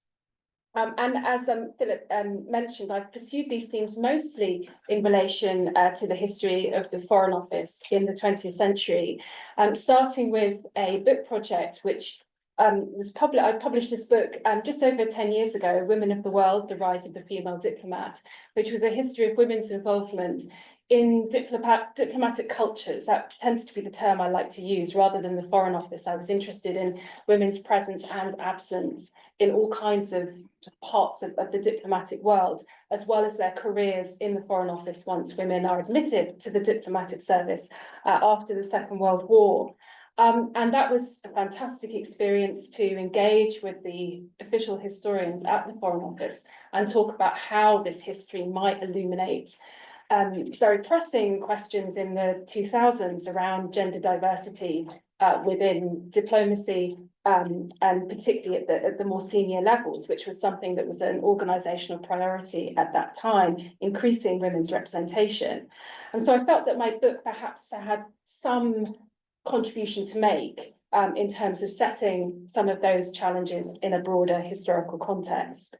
And that then led to what has to be actually one of the best professional experiences of my life actually so far, which was a project in partnership with the Foreign Office historians, where we supervised 2 PhD students, one of whom was James Southern, and he researched the history of recruitment to the Foreign Office. And the other was Sarah Hyams, who wrote a wonderful PhD about the diplomatic family and the experiences of children and parents.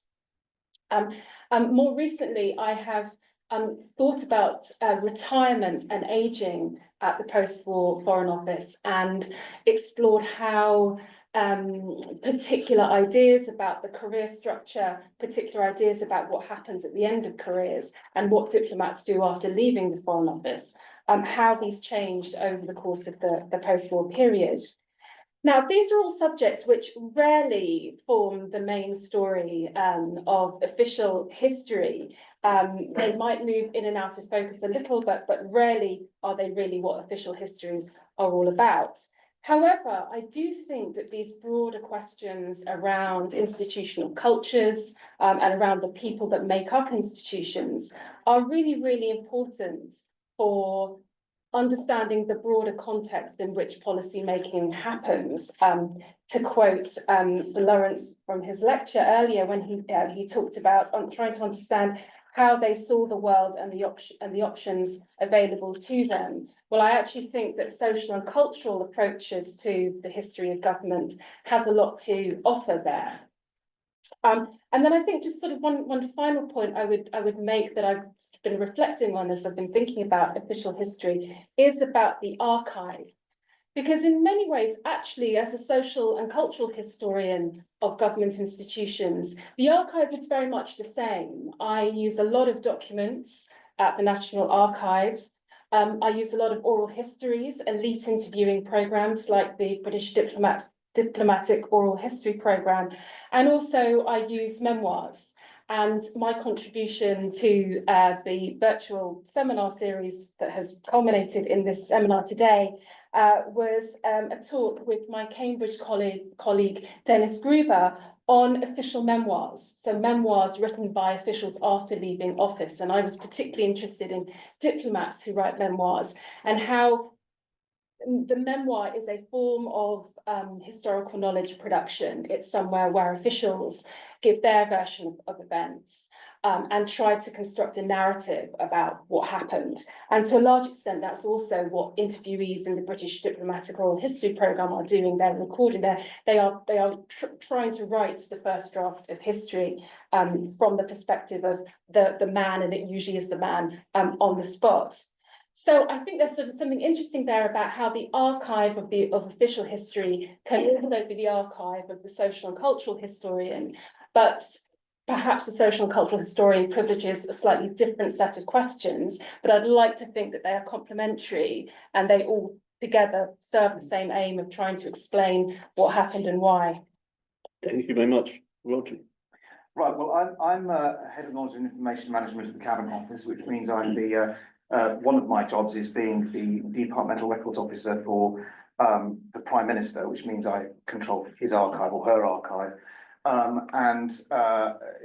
From your perspective and what you've just said, Helen, it is fascinating to have a trove of these records where you can actually see the scribbled comments of various different prime ministers, and their whole human style comes across in those records as you record, particularly Thatcher and the underlining and no, and things like that. But also, you mentioned Gordon Brown, so everything's in a bit black Sharpie because he has eyesight problems.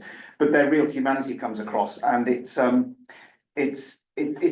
me, it's like being a fly on the wall of history, and you actually get to see how it was and the social points you were making about how it felt like, what it felt like to be in that room, to be in those certain circumstances that we know about from history, and actually see what it was like to be the human in that loop and understand that. The other thing is that I am also the head of profession across government as well as within the Cabinet Office. So I get to do a lot of going out to other parts of government and looking at their archives, and also thinking involved with freedom of information and all the other things that we've talked about in this space. I think that I'll also say, before I just talk about the Senate House in a moment, is that some of the conversations, and Paul alluded to it earlier in terms of the connection between officials who are making decisions and historians, is that those types of interactions are still happening, but they're happening in a different way than they have in the past. So we're very lucky to have here John Murphy, who is from the policy profession in government, who I know is looking at how we can link up politicians, or not politicians, officials, with policy officials with historians to get that input in. And he's been doing that for quite some years and is still making some progress on that. We've got little initiatives going on. You talked about your initiative with Patrick at the Home Office. There's another one that the Strand Group are leading on with the Treasury, which is, and in fact their programme is getting more and more civil servants into a modern history postgraduate course. They study whilst they're actually at still working in the Treasury or in other parts of government. So there are things going on which is really interesting. Now I've also just finished my MBA at Henley, and I concentrated the entirety of that time on looking at artificial intelligence and its use in decision making. So I hope that when we come to the panel discussion, we can talk about the future, not just from the perspective of history and how that can be brought in, but also in decision making and how decision making is going to change over the years ahead, because artificial intelligence is going to become a key part of that process. It is inevitable. 30 years ago, I worked over there in the North Block of Senate House. I worked in the admissions process and then in the external degree process. And one of my offices was room 101, whilst I was working there, which of course, if you know anything about Senate House, you'll know that it was taken over by the Ministry of Information during the Second World War, and one George Orwell worked for the Ministry of Information in that building. It is a fascinating building. It has a rich history, a lot of it connected with the Second World War. All of this was built on derelict land and rundown estates of the Duke of Bedford, and he actually gave it over to the university. I think it's actually in trust, so it still belongs to them. But this building you're in was never completed because the Second World War came along. And in fact, it was supposed to go from the British Museum at that end down to the church that's down, I think it's Gordon Square down there. Yeah. And it was supposed to have had a smaller tower at the other end. And if you look at it, you can see that you come in on the Mallet Street side, you can see that there are two big sort of blocks that come out. And it was supposed to be, those blocks were supposed to be continued all the way down to the second tower. And you can see, I think on the SOAS side, you can see where they stopped the building work on one of those four quadrangles. And again, during the Second World War, they built tunnels underneath here from the British Museum all the way to what used to be the Eisenhower Centre and to Goodge Street and to Warren Street. And Iron Mountain seemed to have taken it over now. But it was in those tunnels, apart from the fact that it allowed them to get people to the hospital, because it was the University College Hospital, they actually took a lot of the antiquities from the museum and put them in the tunnels, so that they were saved. Others went to Wales, I believe. The other thing about the building is that on the top of that tower was Watch Out Place Number 1, or Look Out Place Number 1 in London during the Second World War. And certainly 30 years ago, I don't know if it is still now, there were brass plaques all the way around that basically had silhouetted outlines of all the planes, both British and German, so that they could spot what was coming. And there are rumours, but no evidence behind this, that Hitler wanted to take over this building as his headquarters in London once he had won the war.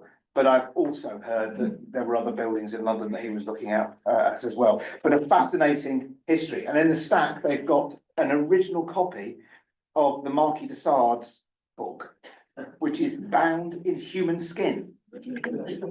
So that's my little bit of introduction. And if you're interested in learning more, there was a research project on the Ministry of Information from the Institute of English Studies about 10 years ago. So if you type in Ministry of Information, this will come up. You see some lovely photos of the building as it was during the war, some really interesting articles. So let me kind of, because I want to sort of think about official history going forward. heard a lot about the process of writing official history and some of the challenges. To what extent, maybe starting with you, Roger, having commissioned a lot of these volumes, do you feel that official history has been actually useful to policymakers in the past? So I think it's useful to policymakers more about the official historians than necessarily the histories. Right. The histories are accessible. I mean, the way that they're written and drafted, they're dense. They are for a particular type of audience, and they are very good to read, but they're not, as Paul has pointed out, Paul and David have pointed out a number of times to me, they're not widely publicised and they're not widely broadcast.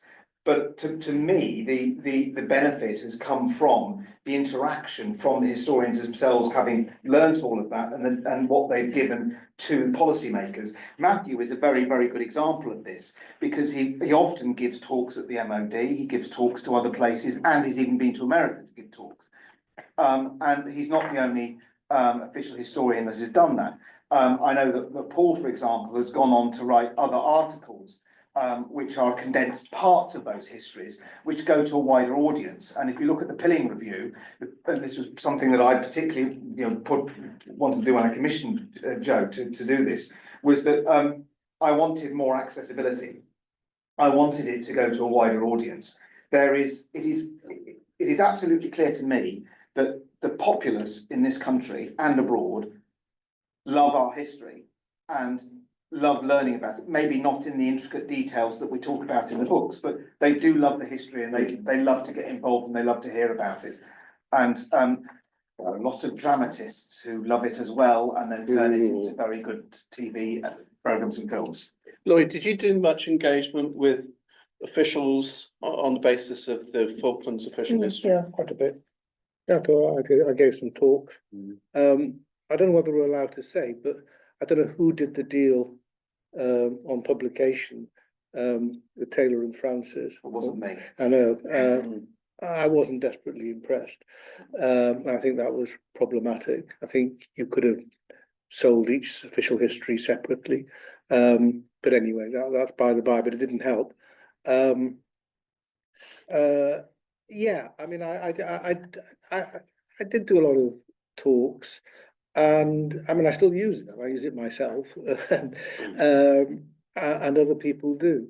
But as I mentioned, it still happens that people will publish a new volume about revelations about the Falklands, and it's clear they haven't actually bothered to read it, which in most cases I don't particularly mind if that happens. There's frequent complaints, isn't it? Yeah, well, Well, and I mean, most of the time, I mean, why should they? But in this case, I think they probably should. I mean, it's funny. I mean, I agree entirely that the books can be pretty accessible. But I was just telling Helen before that previous cabinet secretary, Miss Simon Case, and I met him. I mean, 18 months ago or something. But he was saying, I mean, we'd met a long time ago previously, but he said, "Oh, we've got your official histories. They're on my shelf. I kind of get them down and look at them because actually I find useful to know what the historical background to nuclear policy has been. You know, so actually it can, if they're there in departments, there could be a useful source of reference. But I agree entirely that actually the usefulness of a historian would be as an embedded historian in departments to actually give some sense of institutional history. Because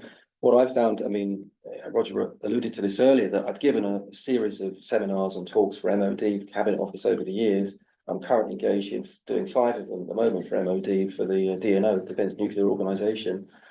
Is that lack of institutional memory. I mean, the civil service that moves through the departments moves through so quickly. Yeah. So we did a session on, I mean, I talked about Anglo-American nuclear relations and the history, you know, the MDA, you know, what's happened to the MDA since 1958, the ups and downs of it.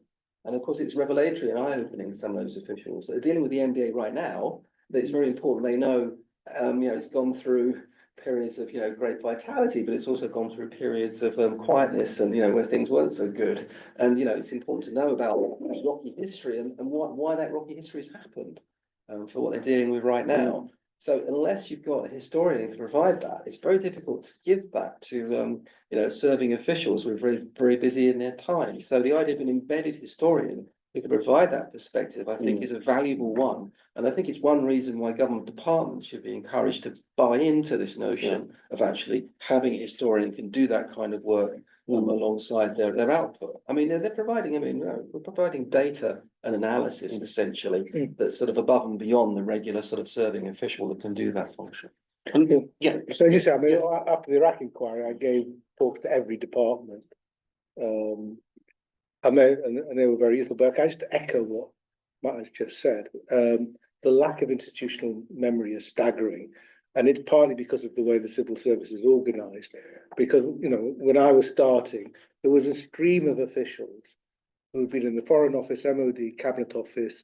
They had a clear career path, and they knew each other. And they knew it all, they'd been there. And they'd read back files, which of course don't exist anymore, as far as I can tell. And I think that's a real problem. I mean, my wife works on tax policy. Every new government, she's called in to explain tax and small businesses to the poor sod in the Treasury who's now dealing with it. And it's ridiculous that, you know, academics end up as being government's institutional memory. So one thing, sorry, because I'm just going to come back directly on that point, is that I am constantly asked for particular areas of business, of policy development and activity to actually make those connections with the National Archives, to actually go out and find that stuff, to find stuff in our own records, to actually bring those out. So, you know, those sorts of things do happen, not everywhere, but they do happen still. But somebody's got to know to ask for it. Well, that's the point. They have to know to ask me, which luckily I've been in the Cabinet Office. It's been a while. Helen, you were. Yeah, I think it's interesting to contrast the model of the embedded official historian with the model that History and Policy, which Philip knows more about, knows all about, that History and Policy, the network, adopts, which is one of sort of bringing academic historians in to advise on specific issues on an ad hoc basis, by running seminar series and going to departments saying, well, what are some of the policy challenges that you're interested in getting a historical perspective on? And then History and Policy goes away and sort of finds the academic historians who can speak to that. So it's a much more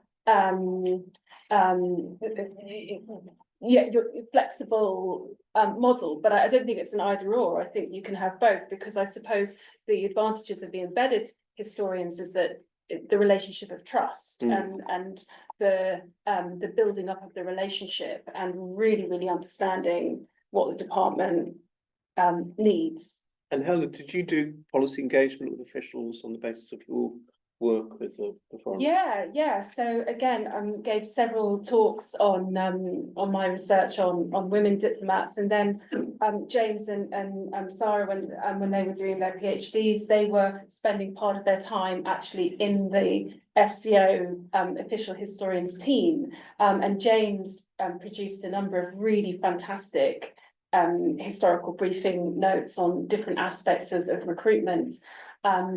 And I know that he certainly was constantly talking to people at the Foreign Office who were interested in diversity and HR and recruitment and management. So I think that was a good example of where they were partly embedded in the departments, but they also were writing PhD theses as independent academic PhD students. Thank you very much. I want to leave enough time for questions on the floor, because I'm sure there'll be a lot, but I have a couple more questions for the panel. Firstly, I mean, when Lauren had his lecture, was talking about the gaps in the evidence. Now, I suppose our fear as historians is that when our successors go to archival repositories looking for materials on the period today or tomorrow, they're not going to find nearly as rich sources because of the move to born digital and WhatsApp, etc., etc. That must be something that you're thinking about quite a lot, Roger. Well, yes, and the first thing I'll say is that there are things that we've done already. So there is, for example, a non-corporate communication channels policy that is published online that is trying to really make it clear that you have to have a record that comes out of that, that somehow there has to be a record created. And then there is a lot of work. We look at the revised private office guidance policy, which is again online, makes it clear that the records that we're expecting to be created and captured by departments. The other thing that I'd say is that, I mean, Laurie talks about email. Actually, email is a big problem, but it's actually a big problem in terms of over retention. And actually, there isn't. It's difficult to pick out what the gems are from the emails, to be honest with you. And most of them are actually what you're looking for is the one with the embedded documents that actually have something of substance to look at. So it's really looking at having a structure of making sure you've got that. The other thing to do is we have a selection policy that we've published online for the Cabinet Office that says clearly what we are selecting for the historic record, and it gives us the opportunity to go out and make sure that we're capturing that. The born digital is a problem, but then again, if we're looking at history in a much longer span, with moving the goalposts much wider, the way that records have been created and the type of records that you have changed significantly over time with technology. It's just that technology has really advanced and keeps advancing so much as we go through. It's the same thing happens with WhatsApps and things like that. It's about making sure that you're getting the record, the accountability bit into the system so that we've got a record of it, which, let's face it, we need for accountability, not just for historians. And realising that a lot of these are channels that we would have been in on the sidelines of meetings, or the politicians might have got on hand in the Commons, or that they might have had round the water cooler. We've actually got a different way of working now that and we've got to change our methods that fit along with that. And I think your successors will have a different world to navigate, but I'm sure that they'll find a way of navigating it, and they'll have AI to help them. Anyone like to? No. Okay, well, good. Is it on this particular point? Yes. Okay, yeah, go ahead. May I make two quick anecdotes? Yeah. I was embedded in the Home Office, Yeah. attending meetings, interviewing people, looking at all the papers as policy developed. The letter of approval said, "We hope to learn a great deal from you about the way in which we do things." There was one comment at the other end: "At least it won't get into the Today programme." And that was it. No more feedback, no more communication. The second anecdote is that the director of the Centre for Socio-Legal Studies in Oxford and I wrote a letter to the gatekeepers in the Ministry of Justice and the Home Office saying we're interested in the new digital office, the paperless office, and its impact on institutional memory and policy making. We didn't get the courtesy of a reply. And all subsequent communications with the Department of Justice and Home Office have never received a reply. And it's damn rude. Can I say something about WhatsApps? I actually I run an undergraduate paper on contemporary history, and we look at the history of COVID, and I asked them to think about how the history of COVID-19 might be written in the future. And one of the things we look at is the whole Matt Hancock WhatsApp debacle. There was a really interesting paper written, I think, by the Institute for Government about just the like shocking variability in terms of departmental policies on the retention of WhatsApp and on and what it really boils down to is a really fundamental question: what is a public record, and is a WhatsApp a public record, and what responsibilities are attached to giving and to writing and receiving WhatsApps, and I think it's really interesting for my students to consider this, because for them, of course, this is their reality. You know, they don't really know a world in which everything was written down and filed away neatly.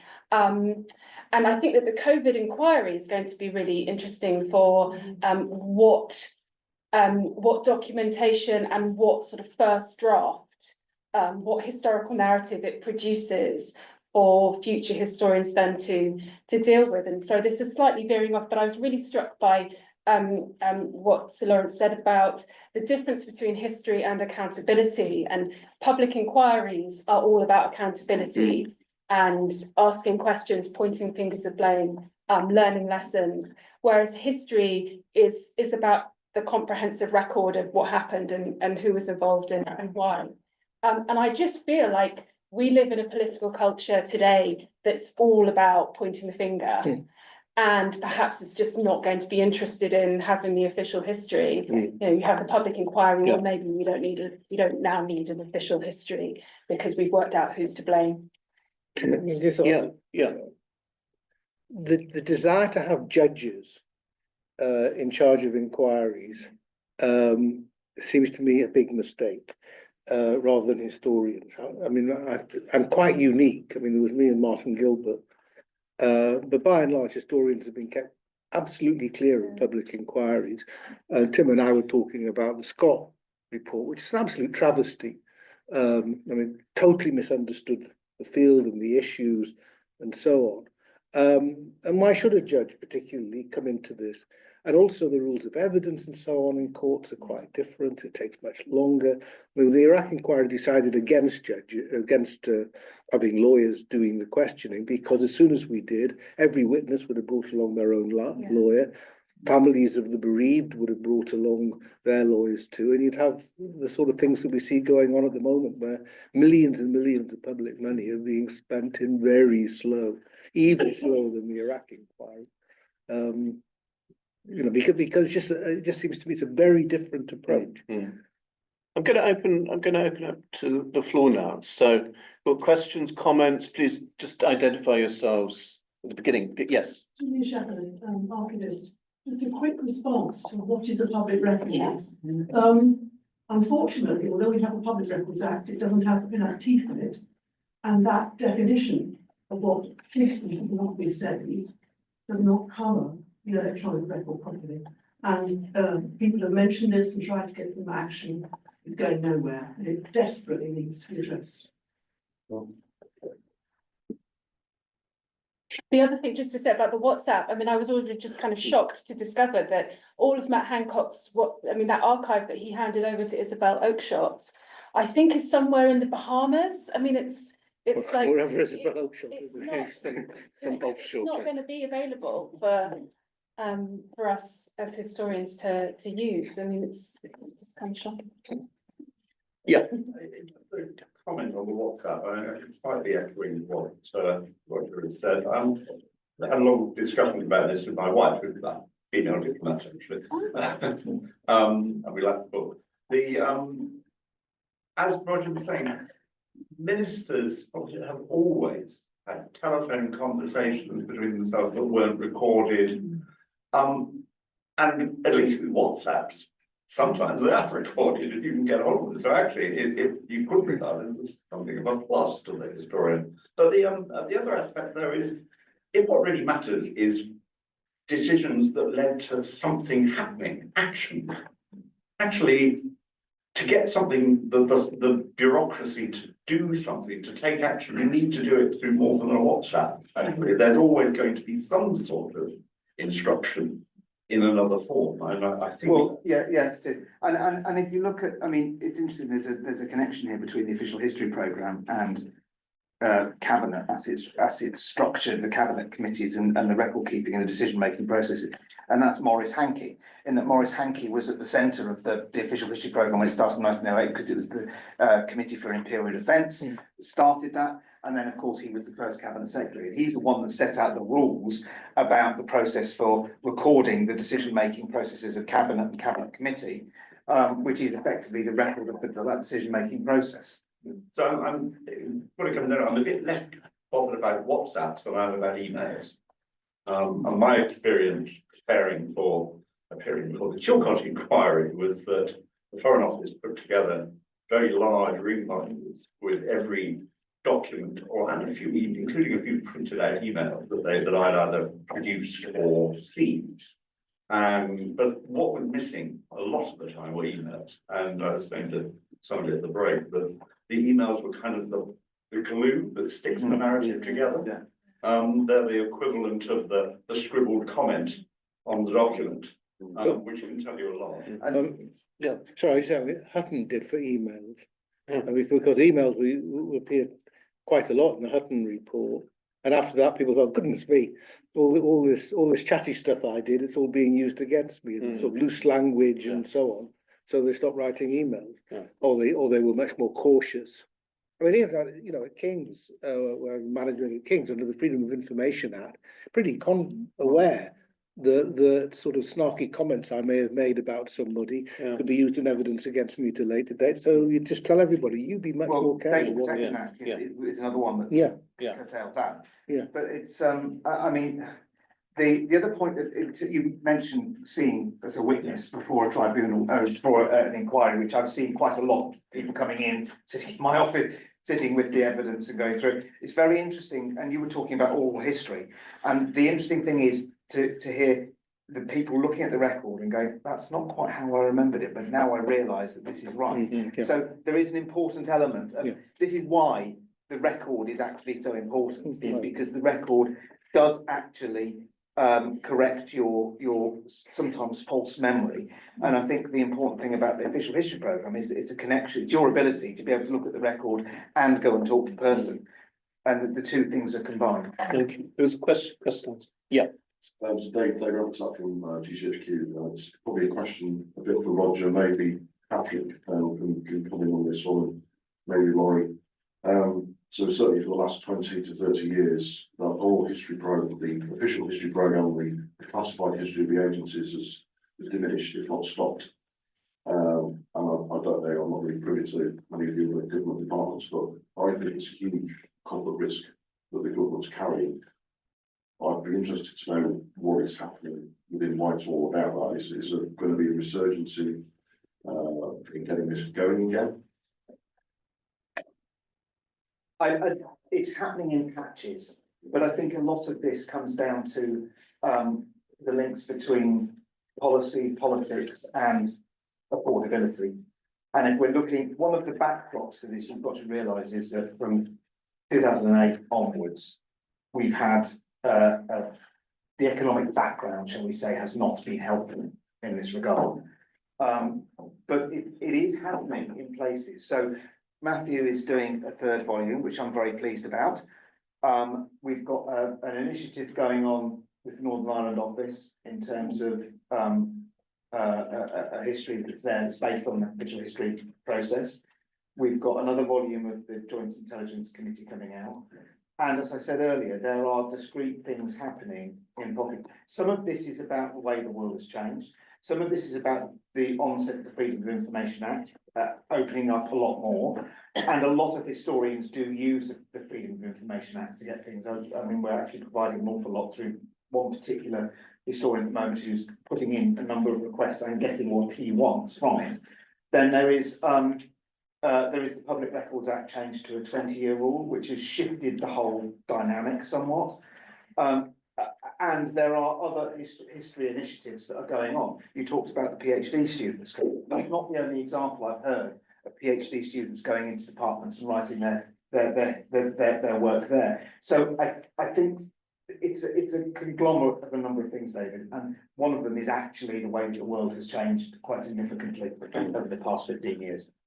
Matthew, do you want to say? Yeah, I mean, a little bit of, I mean, you're referring to those authorised rather than official histories that the agencies commissioned. This is a different process to the government's official history programme run from the Cabinet Office. They're very different beasts. You know, I remember that I think the MI5 history was done first, then probably MI6 of we need one as well, because MI5's got one, you know, things like that. So there may be some jockeying there. Yeah, and there was a Curry internal history as well. Exactly. I mean, you know. Yeah. So I mean, there was some politically probably going on behind the scenes there, but there is no. I mean, the official history programme with the Cabinet Office. I mean, Roger's alluded to this partly. There's no sort of like ongoing programme, really. I mean, we're kind of like, you know, with the on the tail end of the programme, which did exist. It doesn't really exist in the same form at all it existed before.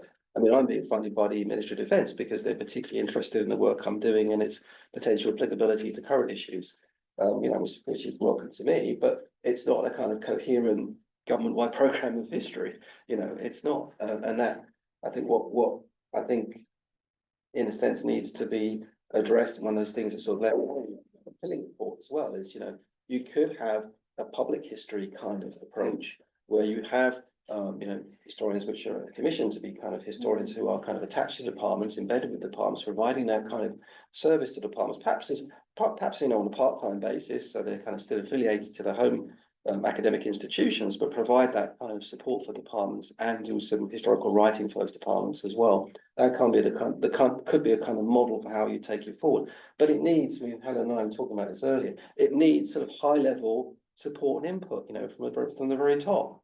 You know, it's only because, you know, the cabinet secretary took an interest in what I was doing. Basically, I got help to continue my work.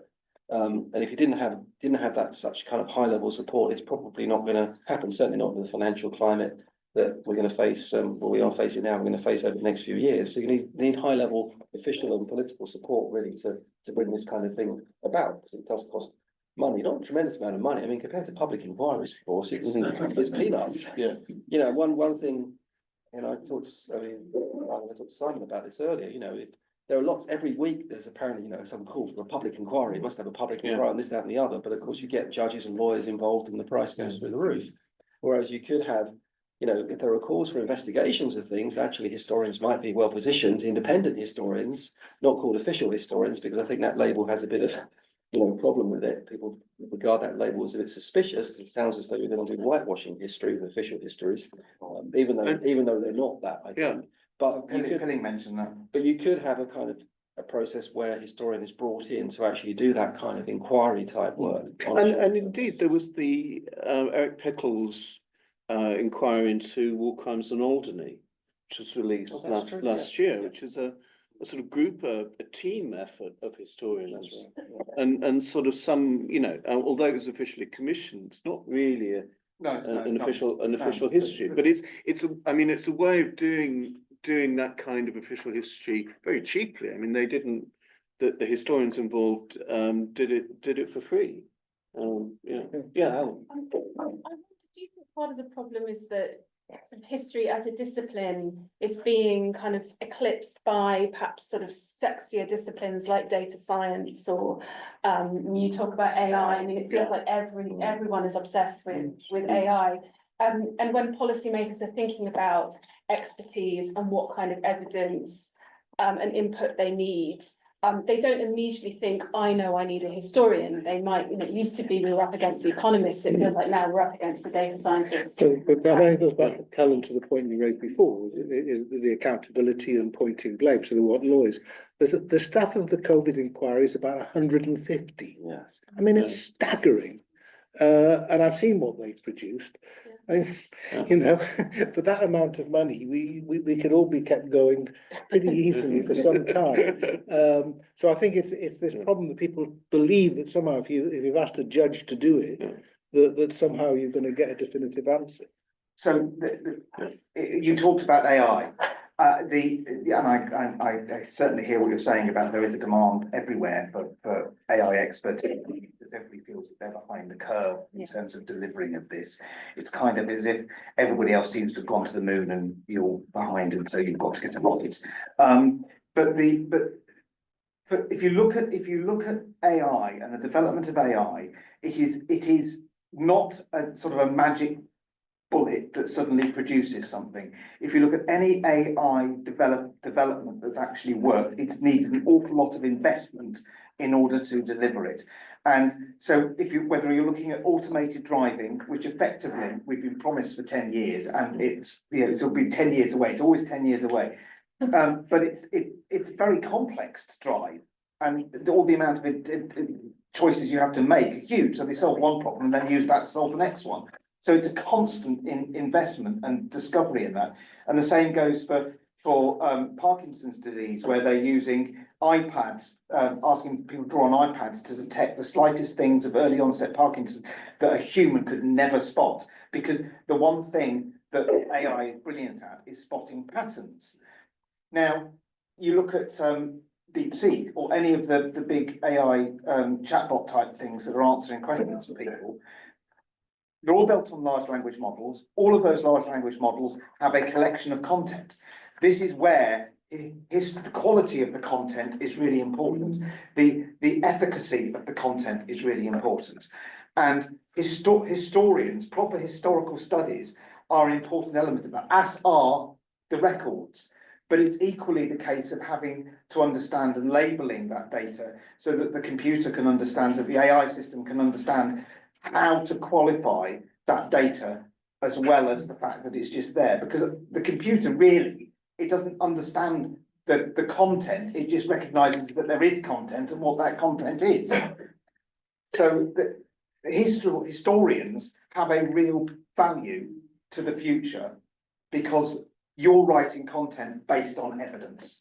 We've nearly got to 5, and Patrick's been waiting to ask a question, so it might have to be the last one for the formal section. Well, because John's on deals with policy. Okay, yeah, well, absolutely. Okay, well, it's not a question, but just some commentary. Yeah.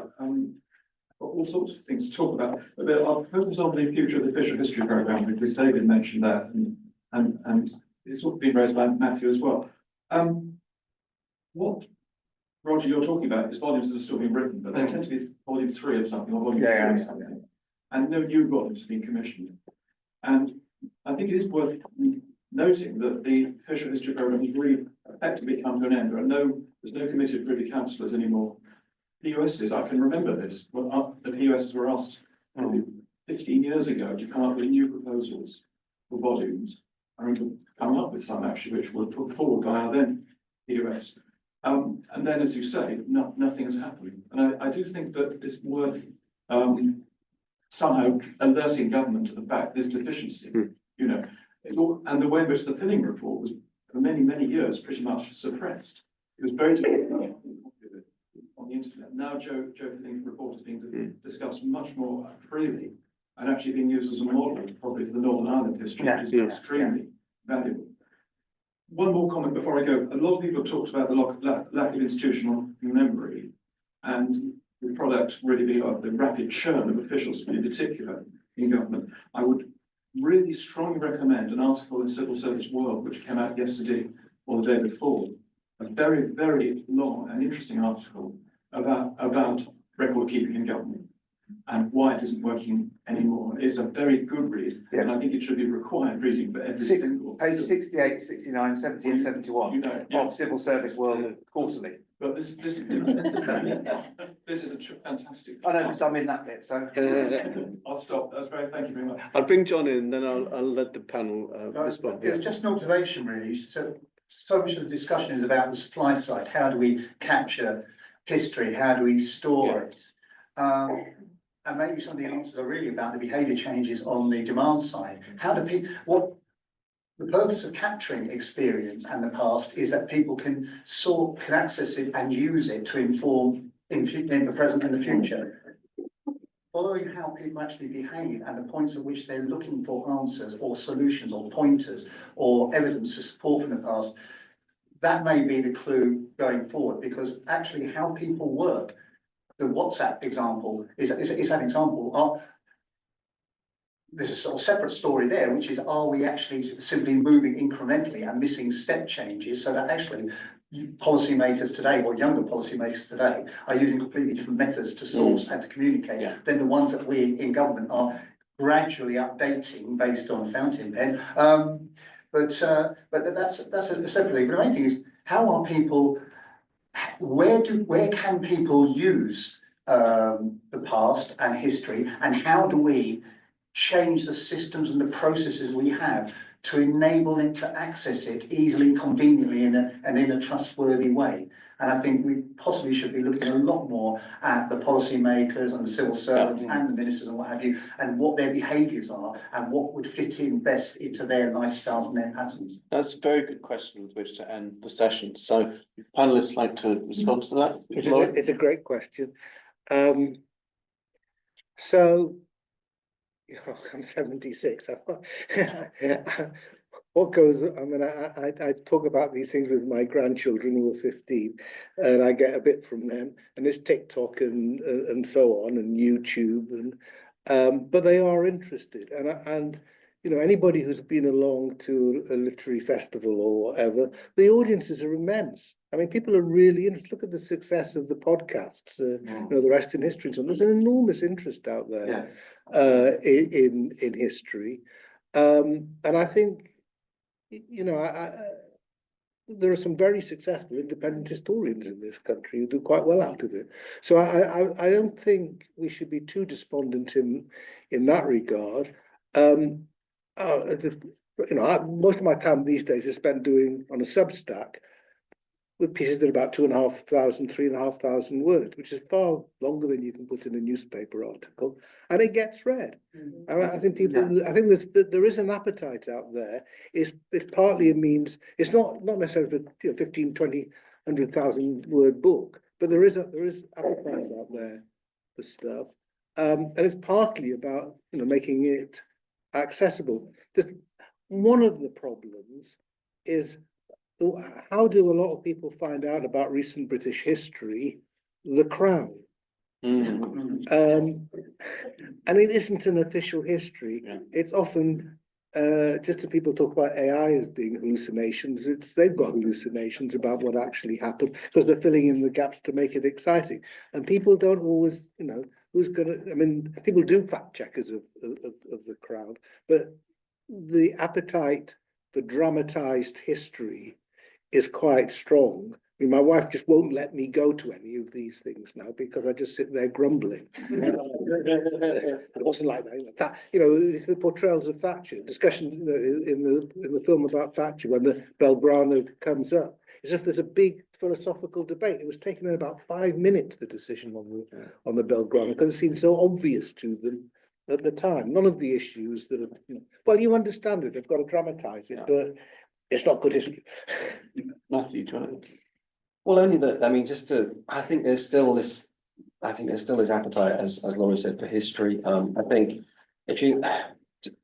historic officials, and politicians, they do like to know what were the options presented in the past in terms of understanding the patterns of causation, what's been tried in the past. And that's the very important thing, is what we can bring, in a sense, is, you have a particular problem and as a historian, actually similar problems have been confronted in the past, and these options were these courses of action were tried and they didn't work, or they did work, or so you can actually already begin to kind of steer a debate. I'm not saying again, I want to get away from the idea you can learn discrete lessons from history. I don't think that's true. But what you can do is suggest the right questions to be asking in a situation to provide some context for which current policymakers can draw their own maybe conclusions, but also to say, well, we tried that in the past, and this is the problem that it confronted. So rather than actually go through the trying to get to the problem, you can actually begin to kind of maybe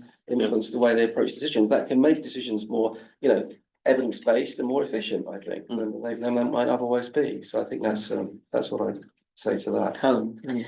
Yeah, I think there's a huge appetite amongst university-based historians to do more policy engagement, and they're really up for it. And there are some great outfits like History and Policy, and lots of universities have their own policy engagement units. And so at Cambridge we've got the Centre for Science and Policy, which actually brings civil servants to Cambridge for a week and then surrounds them with experts, and they tell us what they're interested in, and then they'll have a chat with the historian who will give them a perspective, and then they'll have a chat with a social scientist and an economist and a data scientist and so on, and come away sort of better enlightened. So I think there are lots of different models for that kind of engagement, and for making sure that historians are speaking the right language and are actually talking about things that civil servants are interested in.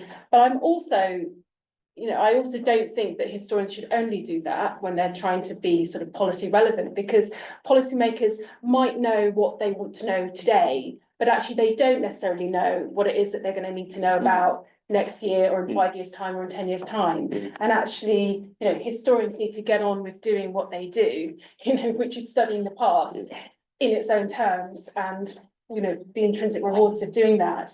And there will be then some moment when suddenly you'll realise that you need the historian who knows about X, Y, and Z, and hopefully they will exist if we can, fund our universities properly.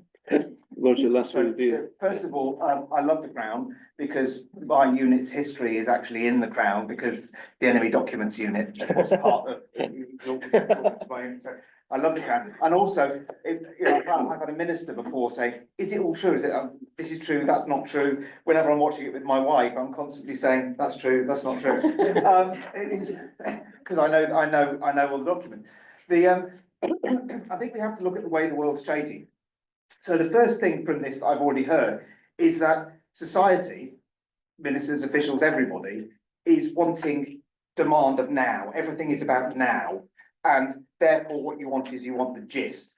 And that is one of the things that I think, again, historians can offer, is the gist, the summary of something that is immediate. The other thing is that the world is oppositional. We are much more, we talked about the oppositional things within politics, but actually those oppositional things are actually in society. There, you know, there is an intolerance of other people's opinions and ideas, and that creates a tension, which is not good. And again, I think history can help with that. I think that the initiatives of getting those who need to know with those who are the experts is a really important element of whatever goes forwards. That's what you're doing. That's what the Strand Group is doing. That's what other models of academia are getting involved with. I'm not often agreeing with this individual, but there was an individual who was inside number 10 and left under difficult circumstances, who said that what we lack is people staying in one particular area and becoming experts, and everybody moves around. So the fact is that the world of experts is an important element, and I am encouraged to hear that more is looking to be done with the professions in the civil service, which would be a good thing to see. Thank you very much indeed. We are about to move to the informal stage of this afternoon, some drinks next door.